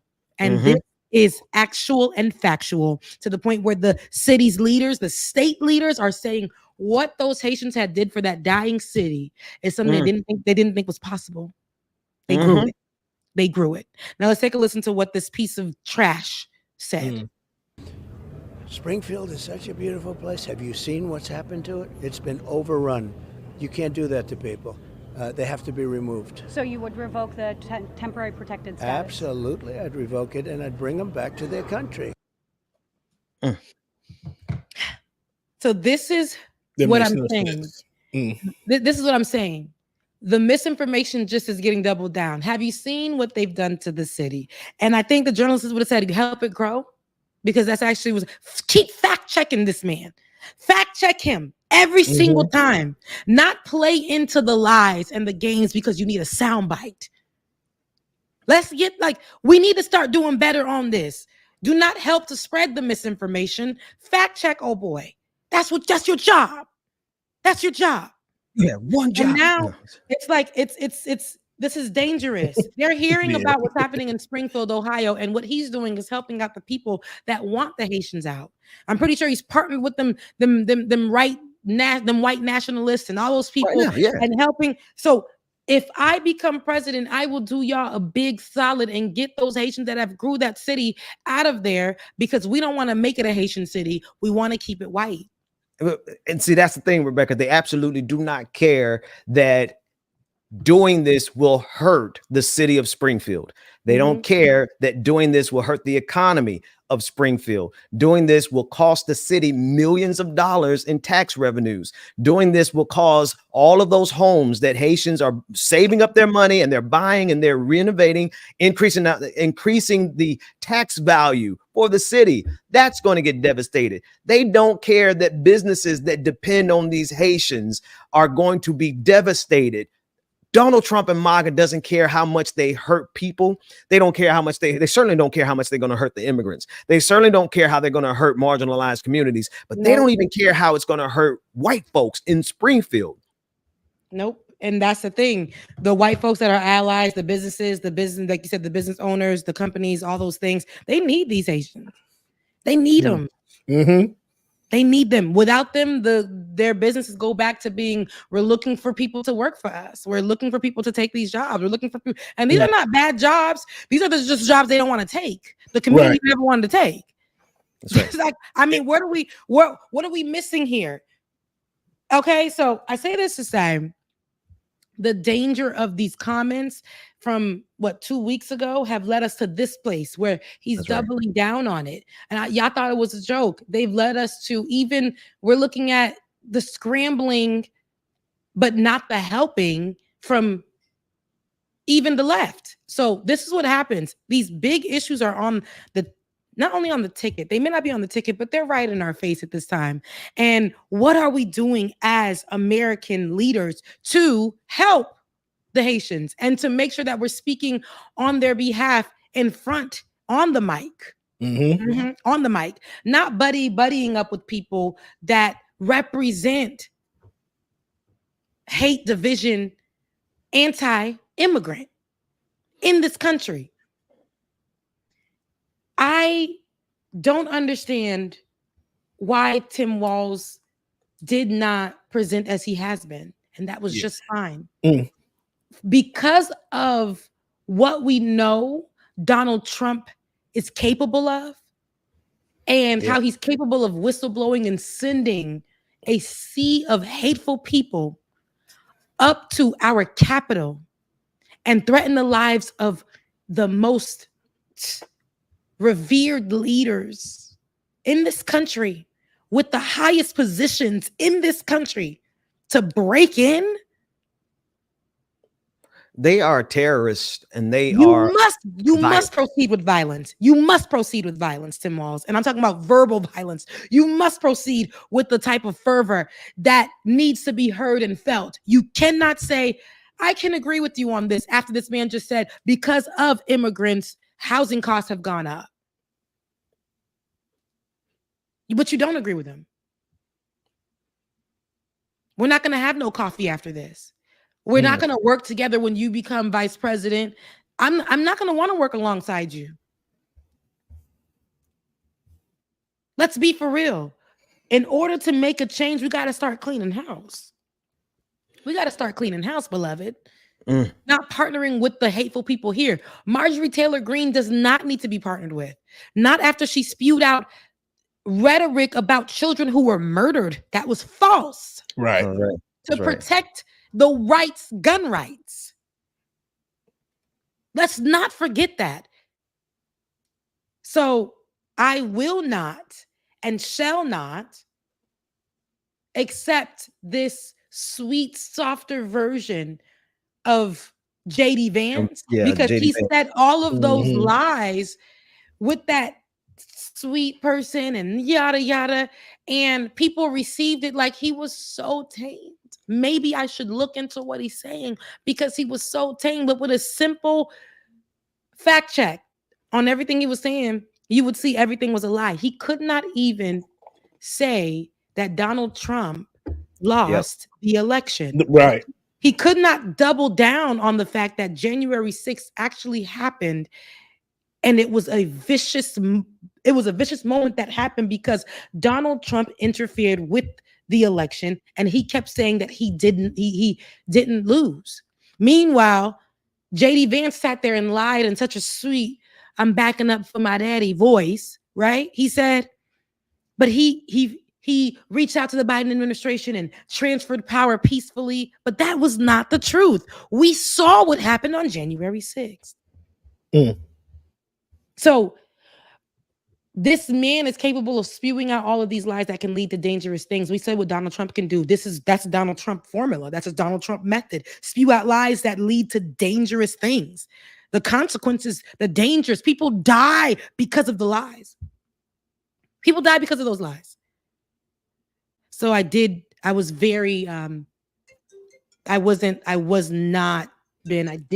it at all, what I felt at that watching that debate. Not only was it a snorbore, but that was one of the other things. Yeah. I think you're absolutely right. I want to add on in a different direction. This because this is a clip from someone who works for FEMA, and this speaks to the danger and the power of these lies. And so that was a lie over the last month, the Haitian cat lie that has led to now it's culminating with Donald Trump saying he's getting rid of the temporary protected status for Haitians who are here legally, right? That's how dangerous this is, and people's lives are in danger. In Springfield, their lives are in danger. In North Carolina this week, because of Hurricane Helene, the lie has been that FEMA is not present. The lie has been that FEMA has given money to immigrants and now they don't have any money for Americans in need. And the lies have gotten so big that government officials have had to step in and try to coddle Elon Musk, who is spreading these lies. Pete Buttigieg had to have a direct call with Elon Musk because Elon Musk is spreading these lies. You have people who are going there allegedly to help, and I'm putting that in air quotes because they're going there but refusing to work in coordination with the people who are coordinating the rescue efforts. And it really, I know that might be a little detail, but you have a guy who is flying his personal helicopter around in the airspace while military helicopters are trying to do rescue missions. And because he was ordered to land, they turned that into another lie, saying that the government's not letting us help. No, you are going over here to be performative and you don't want to work with the people who have organized. So now you have all this chaos, millions of lies. And now the Republican government, the Republican mayors and city officials, they're like, hey, could you guys slow down with the lies? Talking to MAGA. Can you guys slow down with the lies? Because you're hurting us. You're making this more difficult. You're impeding our efforts. And you know what MAGA does? They double down even more. Yeah. And so now this clip is really short. And it doesn't really say a lot, but she's fact checking. She's from FEMA, and FEMA is having to take resources to fact check the lies of MAGA, Donald Trump in particular, because the lies are so powerful, it is hurting their rescue efforts in North Carolina in the aftermath of Helene. Yep, 1 second. Nation Center. There's a rumor out there that FEMA is only providing survivors with $750. This is not true. One type of assistance, serious needs assistance, does provide survivors with $750 for essentials like baby formula, food, water, medication, and other essential supplies. But there are other forms that you may qualify for after you apply for disaster assistance. You can receive things like temporary housing or home repair costs. For more information, click the link. So here they are. Go ahead. You understand. No, but yes. And what's crazy is I was just reading, and that's why I didn't even repost it or anything. And this is from respected news sites. This is from respect. They were carrying the lie. We got to be careful. This is misinformation. FEMA had to come out and say that's not true. Literally, the title of these things were FEMA only giving $750 to X, Y, and Z.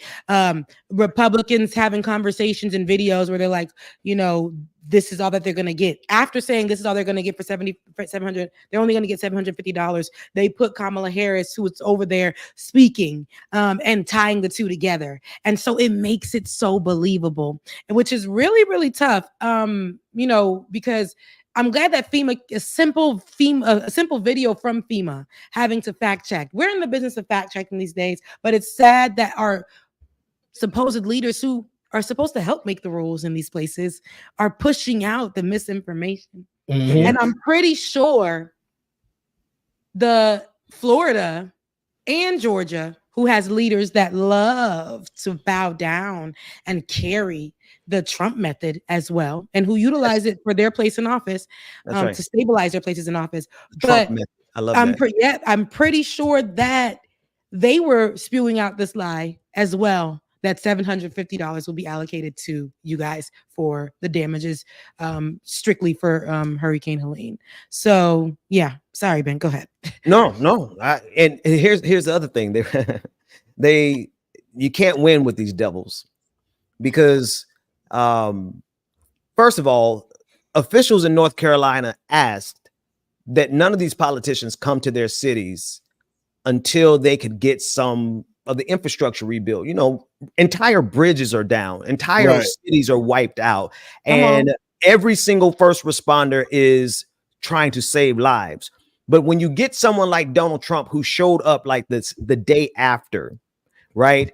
Then you have to deal with Secret Service. You have to deal with local and state police. They have to coordinate to make sure the caravan is nice and safe. So they had to take resources away from rescue operations just so that Donald Trump could get there and do all of his photo opportunities and all of his photo shoots. But now watch this. When Joe Biden came to the city after he got clearance from the city to say, come, and from the state say, come on down. What do you think they complained about then, Bubba? They complained about the fact that because he flew in, airspace had to be cut off and secured. And they were like, look at Joe Biden. He's impeding rescue operations. So first it was Joe Biden didn't get here soon enough. But then when he showed up, they complained about the fact that when he came, it impeded rescue operations. There is no satisfying these people. You're damned if you do, you're damned if you don't. And that's the entire point. And they don't care how many people they get killed in the process. They don't care how many people are lose their mind and do something violent because they were following this misinformation. You have people like Laura Loomer who are literally telling folks in North Carolina to not follow the directions from FEMA. She's saying, do not follow the directions from FEMA. So she is going to get somebody killed, and they don't care because it's all a part of their strategy. It's all a part of their Trump method. Rebecca, I love that phrase. Yeah. No, but that's what it is. And I didn't even know that she was saying Laura Loomer was adding to the conversation, but I'm not surprised. These are people that are coming out of nowhere and leading the conversations, but are going to lead people down paths where they don't get help listening to her, or where they're hurt. That's what I was saying. Understand why the rhetoric of these people, the popularity of these people, what comes out of their mouth, the misinformation is always going to lead to danger.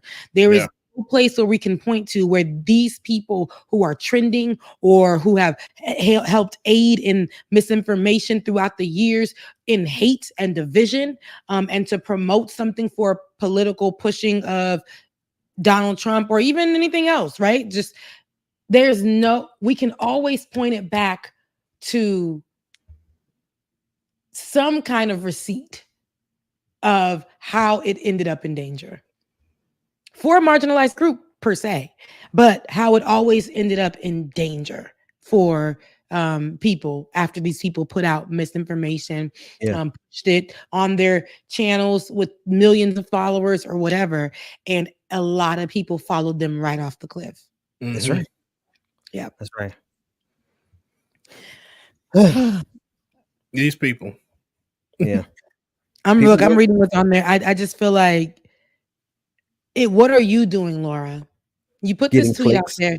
So what was next after this? Did you do a call to action? Do you have steps for them to follow? Don't comply with FEMA, but reach out to this hotline. We have such and such who will be on the line with you, who can get you X, Y, and Z within a matter of 30 to 40 days. This is what it would look like. You would need this information when you are applying. Here is such and such. Did you come up with that, my good sis? Who are you working with to get them the help that they need? Since allegedly, which is untrue, isn't doing their job. Do not comply with that face. Oh my God. Who is this anyway? Elvira looking self. Who is this? Oh my goodness. Laura Loomer. This is who travels. She used to travel very personally and privately with Donald Trump. She flew with him to the debate in Philadelphia. Then she flew with him to the 9/11 memorial in New York City. And she is the one who has very close, intimate pictures with his hand around her and her breast resting on him. I mean, it's side piece. I don't know about that. I'm just going to describe it, but allegedly. But I mean, it look like it's given piece of a side piece in between. It's given. He done grabbed her by hers, and thank you. I was about to say that. Thank you for saying that for me. Okay, and then because we're not seeing that same kind of interaction with him and his wife Melania, who has now actually. Which I feel like is too little too late, because you was stood by that man while he was saying anti-abortion stuff, anti-women stuff, and anti-women's rights. You was 10-toe down with him, and all of a sudden you are trying to release statements. That's Laura Loomer, y'all. Oh God. Yes. That's definitely Donald Trump's type. That's Laura Loomer. Oh my God, why would they do that? Why they said that? What is it? They're trying to say that's a baby? I don't know if they're saying that's a baby, but that's inappropriately close, and that's just a little bit. That ain't even really the half of it, y'all.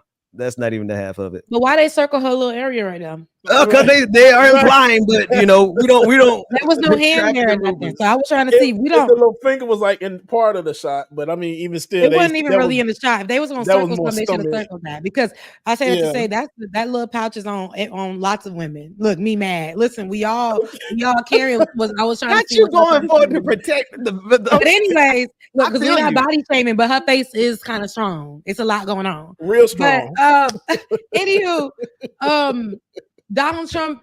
Wait. You want to see how strong? Hey, I'm so sorry. I wasn't gonna keep going, but here's the rest of it. Wait a minute. Is that a weep? Film. That's the last one.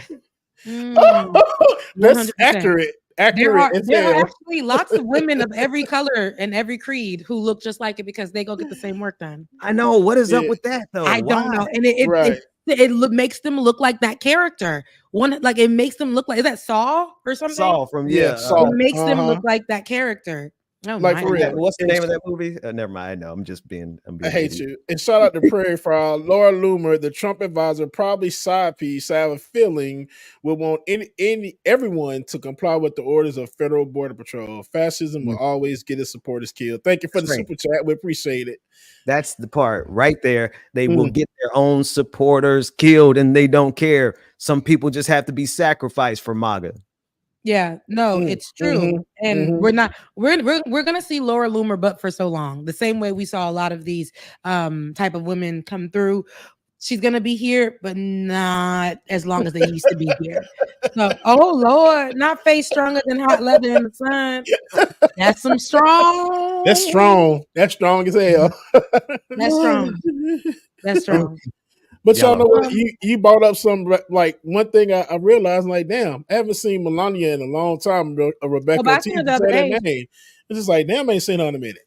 No, we seen her the other day though. She's been out and about. They forced her. She's like, here, damn, here I am. Here I am. I am Melania. Here I am. Here I go. She's like, I fight for the rights of the women. Yes, Rebecca, wait a minute. You got to do that again. Wait a minute. Go. Melania, would you please address the people for us today? Yes. So today, I come before you today because I fight for the rights of all women. She's so beautiful. Look at her. She's just a wonderful woman. No, okay, sorry. See, look at her. She's so playful. I grab her every day I can. Anywho, that lady been gone. She been gone. She probably in a new relationship. And then they said, girl, you got to come on. Now, he really getting closer to the end. It's time for you to show. And she said, I am going to support women in this moment. I'm going to come out and actually support women. But it's some, like, listen. Sometimes it's a little too late. Now, God forgives. Look, here she go. God forgives. And I'm going to tell you, I don't always have to. Let's take a listen. I don't know if it's her or you. Hang on. Right. Individual freedom is a fundamental principle that I safeguard. Without a doubt, there is no room for compromise when it comes to this essential right that all women possess from birth. Individual freedom. What does my body, my choice really mean? What does it mean, sis? Not her selling her book with her name on it. Not the book at the end. Look, wait. Where did she get that book? That book is artificial intelligence for like 1990. Like that's what. It's literally artificial intelligence from 1990. But her speaking is giving that she wasn't even in the room. This is giving artificial intelligence. I don't know why, but it's giving, the movements are giving very. It's very AI. Yeah, very much. It's very AI. But what's scary is how much you sound like her, Rebecca. That is that scared me because bro. I never tried it. Mind you, I never did that before. I never tried to speak like her. And y'all know I mimic everybody and everything. I never tried with her. So that kind of scared me a little bit too. But anywho, Melania, sorry, girl. Somebody else's table. And I know they got it for you over there on the right, but you really trying to dip your way into some, I am a woman's rights person. And what does that look like? Go get my book and I'll tell you more. Because she didn't tell us why. She didn't give us anything. She didn't tell us why. So at the end, she's like, what does that look like? Girl, we asking you. Why you all of a sudden coming over and talking about you about the, what's the, give us the answer. I don't want your book. You don't want it. You don't have the answers. Wait. Anyway. Look like somebody cheap perfume about to come out. Melania. Exactly. By Melania. Melania. No, she could never. Melania. What do you think that would smell like? Melania Musk. Yeah, don't ask me. Wet cat. Oh, Lord.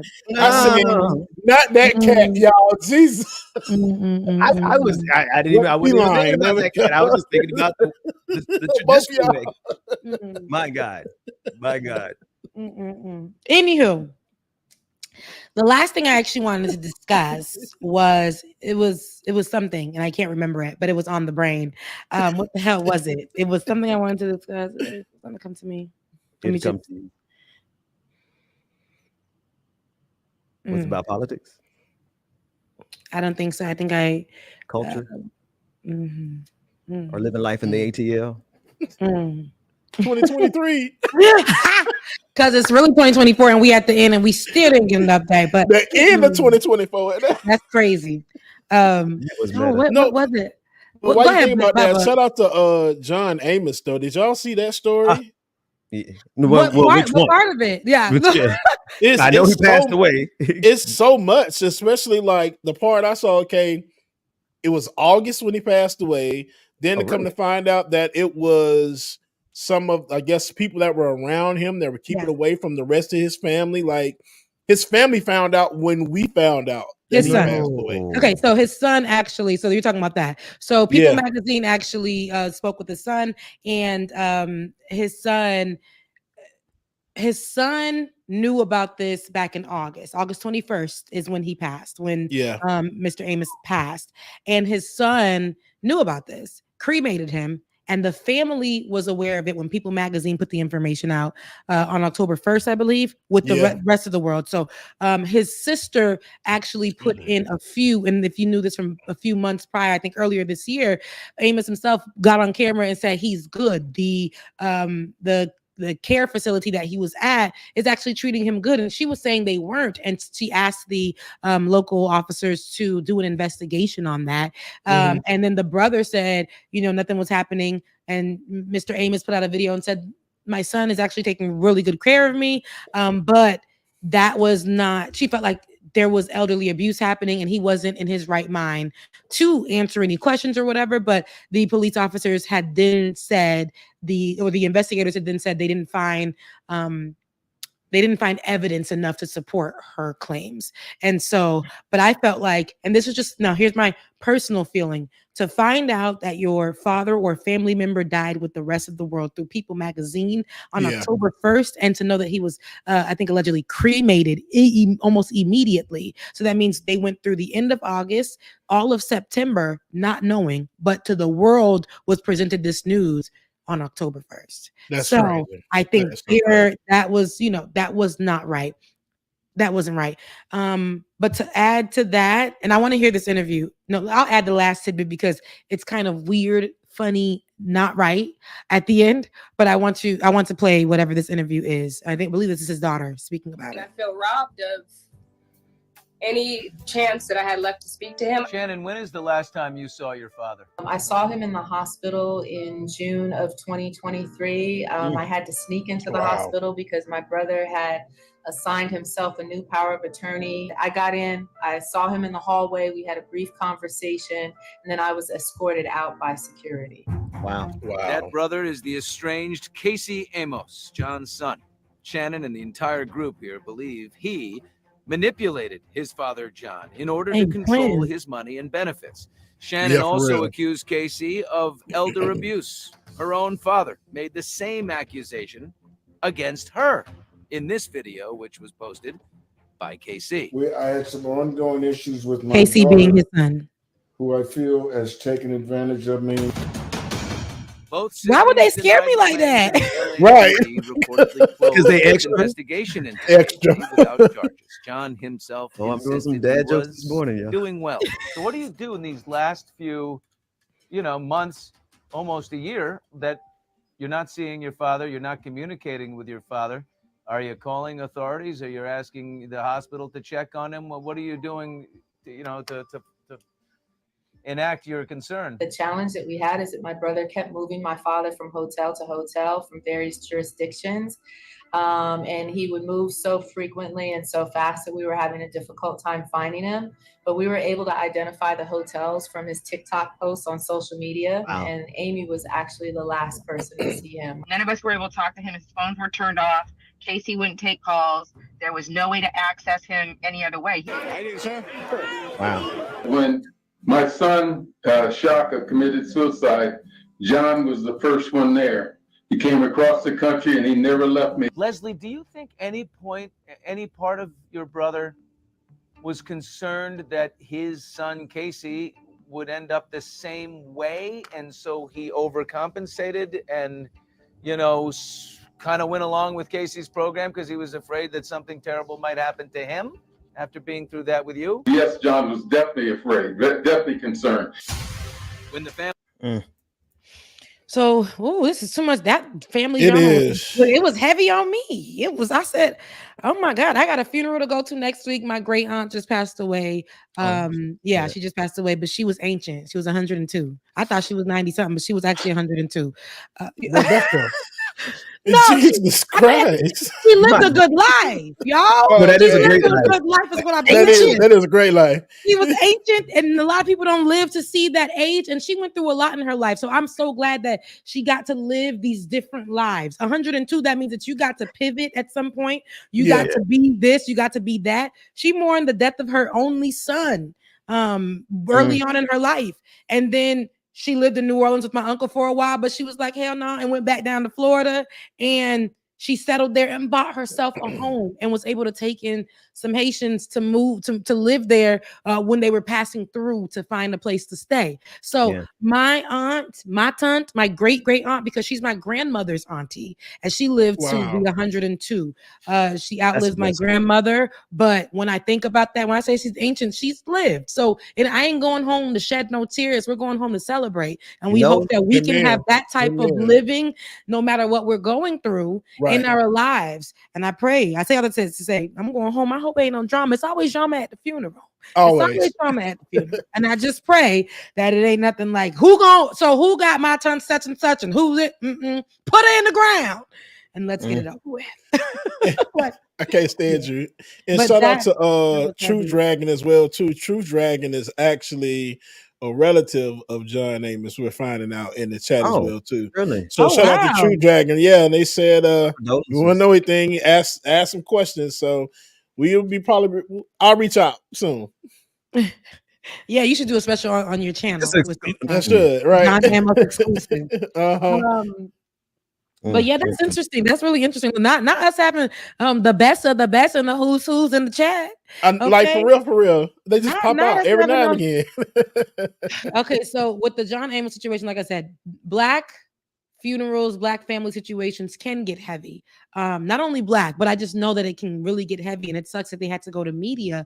People that we've never probably seen before had to go to the media and try to speak on, through their pain and release and reveal family drama just to clear their names, because not being able to know that your father had passed and having to look in the background for clues to go see him, figure out where he was from that, because your brother was changing power of attorney and doing this and doing that. And I would say elderly abuse can come in the forms of from family members who aren't physically abusing you, but making sure that you stay mentally destabilized so that they can continue to abuse you monetarily or, emotionally, to keep you there so that they can take what they need to take from you at the end of the day.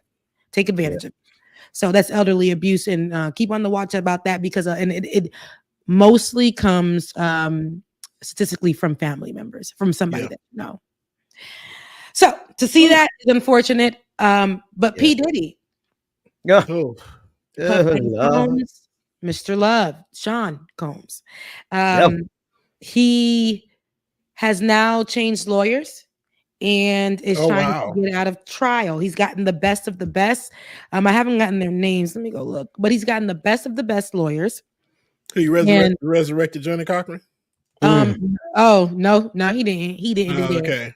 But has gotten new lawyers to cover his situation. I'm trying to get famous lawyer, and I know the lawyer's name. I can't think of it. I know, and the lawyer has actually has a very good is it Dershowitz? No. Are you reading it now? No, that was from somebody. Different guy. What is that? I gotta get it because I need y'all to know. Hold on. Yeah. Okay. Diddy hires Sam Bankman-Fried's lawyer. Y'all remember from recently? Hold on. I'm gonna get it right now. God dog, it was just on my I was just talking about the attorney the other day. Computer, I told y'all it's acting up, so it's so slow. When I say it it's loading like wait, what? It's loading. Here we go. Oh man. All right. Is it Sam Bankman-Fried? No, That's the when I got the Owen, right? Right. Look at us trying to find the information. I'm telling you, when I say these ads, I'm sure somebody in the audience has already put it in the chat room by now. These ads are not letting up for me, y'all. Alexandra Shapiro. No. Okay. Is it Shapiro? Well, that's what you see. That's Anthony what it is. Let's go with Anthony Rico. Okay. Anyway, he's a celebrity attorney. With that, Anthony Rico is. Hold on. Anyways, yes, but added 2 people, a woman and a man. These people are known for their track records, and I'm trying to get it, y'all, but this is my computer about to fry.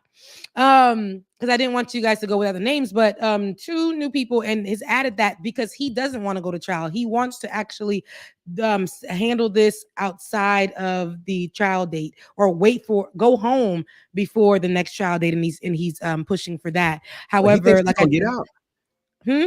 He thinks he's going to get out. Did he? He believes he's going to get out with these new lawyers who have great track records for getting them out and to stand to wait for trial. But as we know, the reason why he's inside is because the judge had ruled that he is a threat to society. He's a danger to society. Yeah. And so that's why he remained in jail. So my thing is, as I actually talked about, because I know that I brought up celebrities who were trying to say, Diddy was trying to buy such and such. And as we know, Diddy was pushing to do, and Diddy... No, baby. No. Diddy did those things. Did he do it? Absolutely. From what we can see, evidence-wise. Today, baby. Evidence-wise, we can see that he's done these things. Also, there are people... That's what I wanted to go to. And Ben, if you can do me a favor and head over and get the clip of the Breakfast Club discussing the 2 new lawyers on the team. Okay. While I go get that, Rebecca, do talk about the fact that the most recent report says that the youngest victim was a 9-year-old girl. Absolutely. A 9-year-old, yes. Absolutely.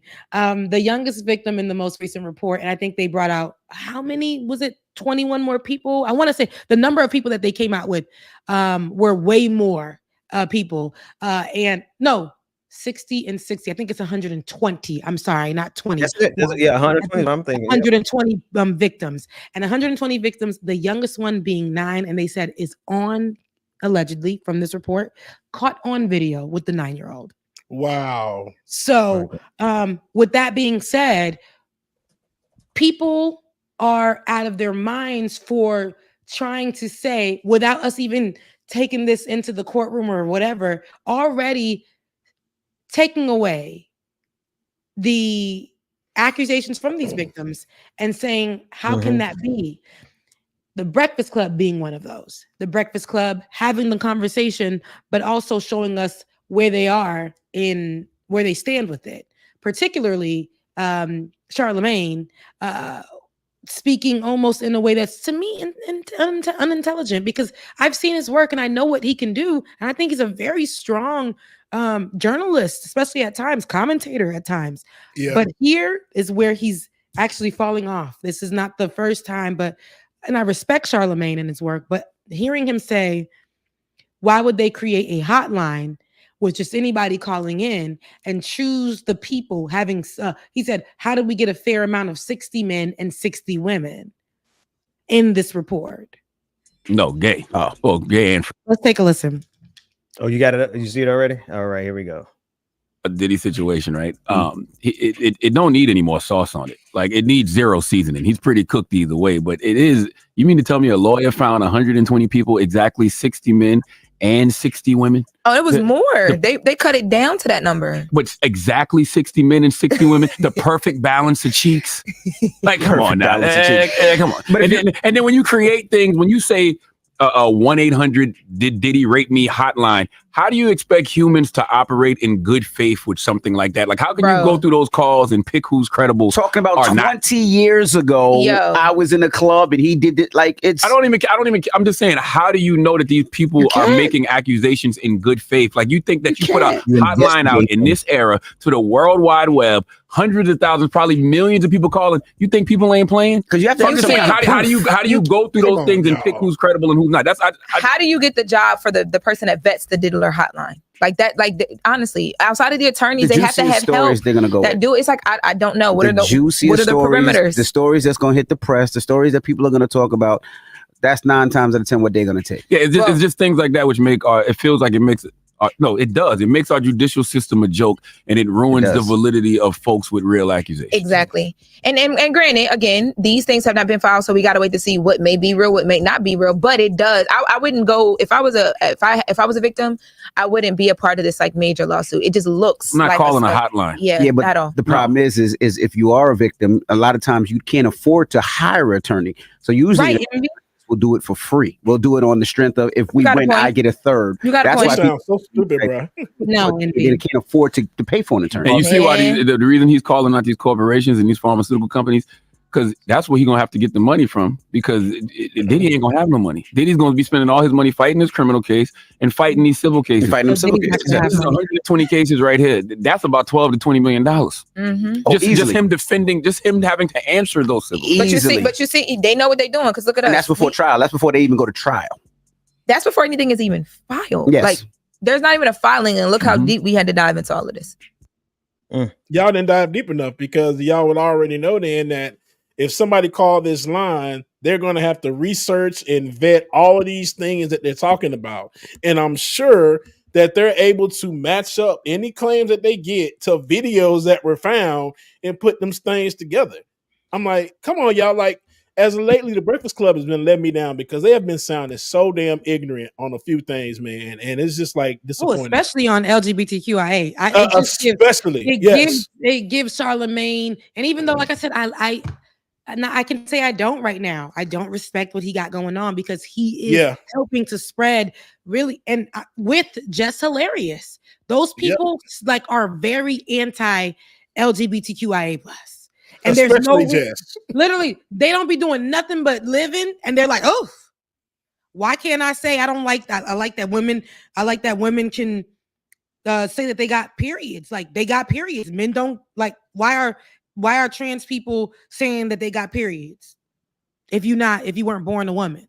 Like those kind of conversations. So they don't help in any of the conversations, especially as a Black program. I would want them to do better. But in this specific conversation, we know that Black men tend to stand up. We talked about how Boosie, we talked about how we even discussed how Faison Love, but it was the other rapper who used to date LaToya Luckett. I don't know why I'm not remembering his name, but him as well. So many rappers stood for Diddy before the footage came out, and then some even stood with him after the footage came out. So when we hear Charlemagne speaking right now, is he not remembering the footage in his mind? Is he not? Is that not something that he's thinking about? And it shouldn't be only that, but if people are coming out and saying that they were victims, let's wait a little. Let's wait before you actually take away their story from them. Let's wait until you're taking away their validation but Envy understood a very good point and tried to go left with it, but still had to go back right.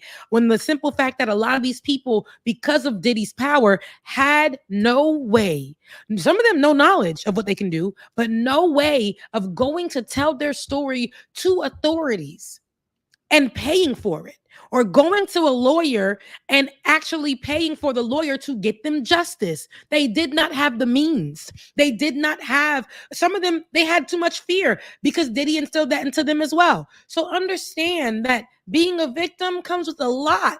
And just because we know that's your boy, and we know, and Charlemagne, you're worrying about the fact that Diddy won't have money. But what about some of these alleged victims? What about some of them who had no lives, can't kiss, can't be intimate with somebody, or are ashamed of the things that they probably partook in with Diddy, or have been having this held over their heads for so long because of Diddy's power? What about those folks who couldn't move on with their lives? Yeah, come on, because of what Diddy has done, or whatever they have allegedly been involved with Diddy. Let them tell their stories, and hopefully the courts, the judge, the judicial system will do what they need to do. But if there is video evidence, because the same way that the video evidence had to be very vital, and Cassie knew, and her dropping her information and then dropping or the hotel or whoever got footage of that video, dropping that video,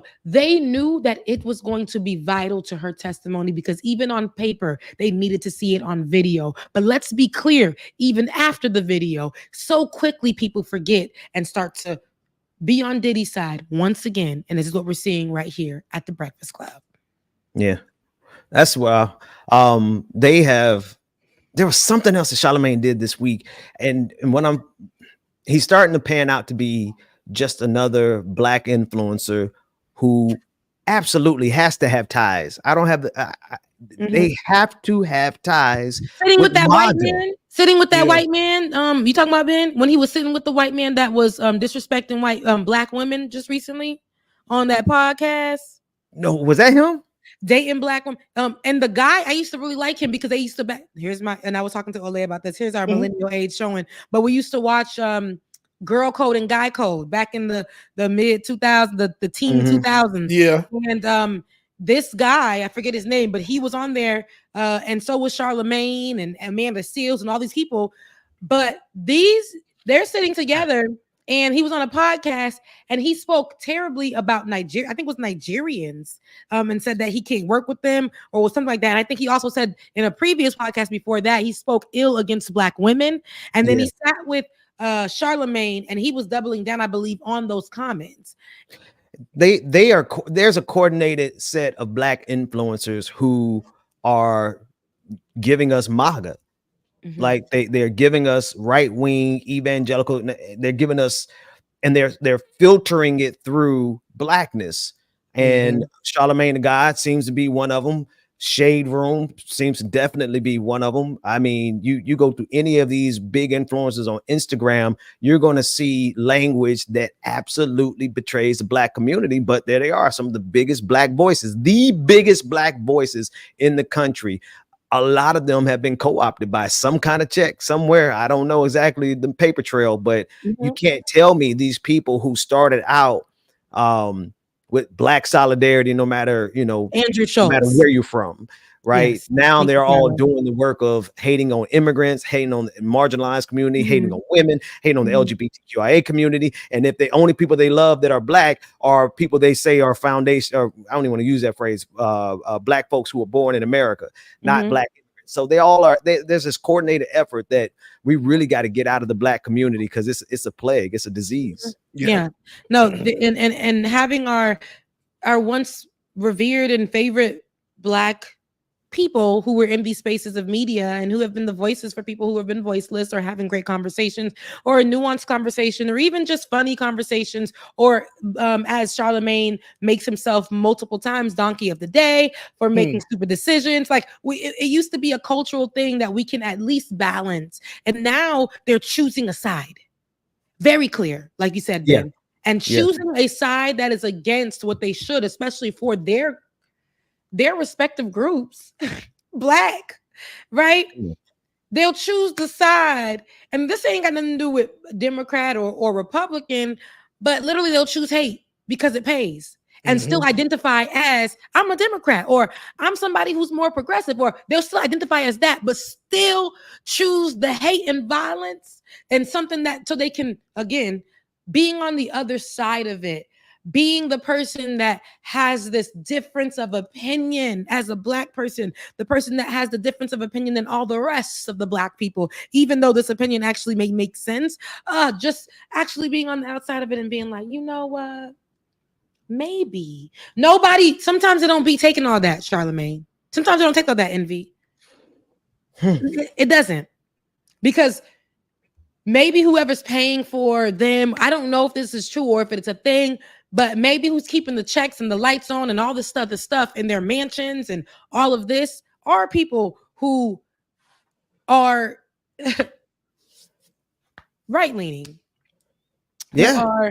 Who need them to if they're going to be in these spaces to align with values, but not too much though, but align with these values that are hateful and divisive. Right. Not too much, just enough, Rebecca. You nailed it, right? They'll never come out and just there's a few idiots that come out and say, "Oh, I'm Black MAGA," but here's the reason: the money is over there.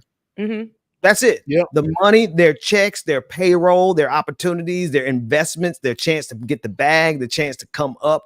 It's over there. Because the right is swimming in money. They have billionaires who just pour millions upon millions upon millions of dollars. There's so much extra money laying around on the right side that if you are a Black person, and they're not going to pay you a lot, but they're going to give you something, and you want to make a check, you just go over there and start talking right-wing talking points, but just enough to depress the Black voter turnout, just enough to weaken Black solidarity globally. They don't want a Pan-African movement, so you're going to find all of them opposing that, just enough to not lose their minority community audience or the LGBTQIA audience.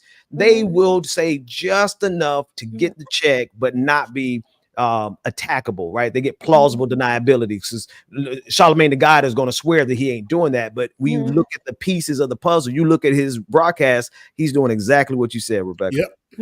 Yep. So that was my tea. I think that was my latest tea of teas on today. I know y'all didn't get a episode of Shades of Good News this week because I was dealing with the death of my aunt, but I will have that to you guys. Hopefully I want to do it by this weekend. If not, we'll get it early this upcoming week. Yeah, that's the end of the show. My bad. I didn't even say that was the end of the show. Y'all, that's the end of the show. Thank you for your last comment, Ben. That was perfect. But that's the end of the show. I want to make sure you get to Jada because I know she'd be creeping in the background like it's time to go. So y'all, thank you. Thank you for watching. Thank you for being with us. Thank you for being a part of Like It or Not. I can't believe that we are already in October. We're already in October. Like for real. But if you guys are watching, make sure you head over to Like It or Not patreon.com// Like It or Not. No, you know what, Ben? Take this part. I always do this crazy. Go ahead, Ben. I never do this right. Well, patreon.com// Like It or Not. And if you have Cash App or you have Venmo or if you have PayPal, you see the names, you see them, tip your host. Now my name's not up there because I don't want it. Well, not that I don't want it. I just don't know where my phone is. And I'm sure there's a lot of money over there I just never even got to, but I just forget it. I don't need a phone. But right now, y'all send something to your host this morning. Support them because, like we said, the money is over there on the right. And unless you support this, it just can't happen. And so we want to thank all the patrons for the Benjamin Dixon Show, patrons for Like It or Not, patrons for Rebecca, all you who have supported over these years. Our show, literally, our shows, all of our shows, our channels, we give y'all great content and it would not exist without you. So go to patreon.com// Like It or Not. On Cash App, we have 1,400 people here this morning. I know 20 of y'all could send $20 to Becca's Voice. I know another 20 of y'all can send another $20 to DJ X3C over there on Venmo. And it's not that I'm leaving David out. It's just he's not here. No, he's there too. DK87. No, but thank y'all so much. Please do tip your host, that do the most, that are here. And I love that I can do these with my brothers every Saturday. Absolutely. If you guys love it, please send your love offerings. I don't want, what? I want to shout out the three people who the three people who gave me love offerings this morning. Thank you so much, Aaron. Thank you so much, Cam. And actually it was just two, but thank you. Hey, you should have made up a name right there. Right. And thank you so much, Lorelai. Jensen. Lorelai. I appreciate y'all, but no, seriously, thank you for your support. And I tune in next Saturday. Next Saturday, will I be here? I won't be here. I will be at the funeral next Saturday. But make sure you tune in because I still want Bubba and Ben to make sure you guys hold it down. You guys have been doing a really great job about it. James, you want to sleep next week? or do you want to? We can. It is my show, but if y'all want the day off, let me know. If not, tune in or whatever y'all want to do. Do your separate. We'll talk about it, man. Yeah, we'll talk about it. I need to know because it's my show. What's going on next Saturday? You see what I'm saying? You let me know by Saturday morning at 10:45. Anyways, I love you guys. I will see y'all on next week. Love you, mean it. Support a Haitian if you know a Haitian. Support a Haitian business. I thought you were going to say support a Haitian. I'm a Haitian. I'm a Haitian, support me. But if you know some good news or you see some good news, go ahead and post that about Haitians. Also, shout out to Dr. Mac. He sent me out. Look, Dr. Mac. He sent me out this right here. Oh, you got it. You got it. I did. Well, this is his latest calendar, Black Heritage Day. I want to say the V is for 5 women. The most Black history, the most comprehensive Black history calendar ever. He put that on the and I have a handwritten note inside, so sweet. But this is a great one. He said his mother helped him actually choose the cover, which I absolutely love. Hold on. I don't know, but y'all can see it. There we go. There you go. And this is perfect because I'm going to utilize some of these Black women. These are Black women all throughout America that have done amazing things. And if you can see, it's a calendar for every day of the year. And I'm pretty sure y'all don't know that many Black women in America that have done a lot of great things. That's dope. If y'all haven't already, support this project by Dr. Carl Mack, whom y'all could probably be on the show next Saturday. BlackHeritageDays.com. Shout out to Dr. Mack. Love this. And on my Shades of Good News, I will be covering some of these great women because I didn't even know about them myself. I love you guys so much, and I will see you after next week, right here on Like It or Not. All right. Bye, y'all. Love y'all, mean it.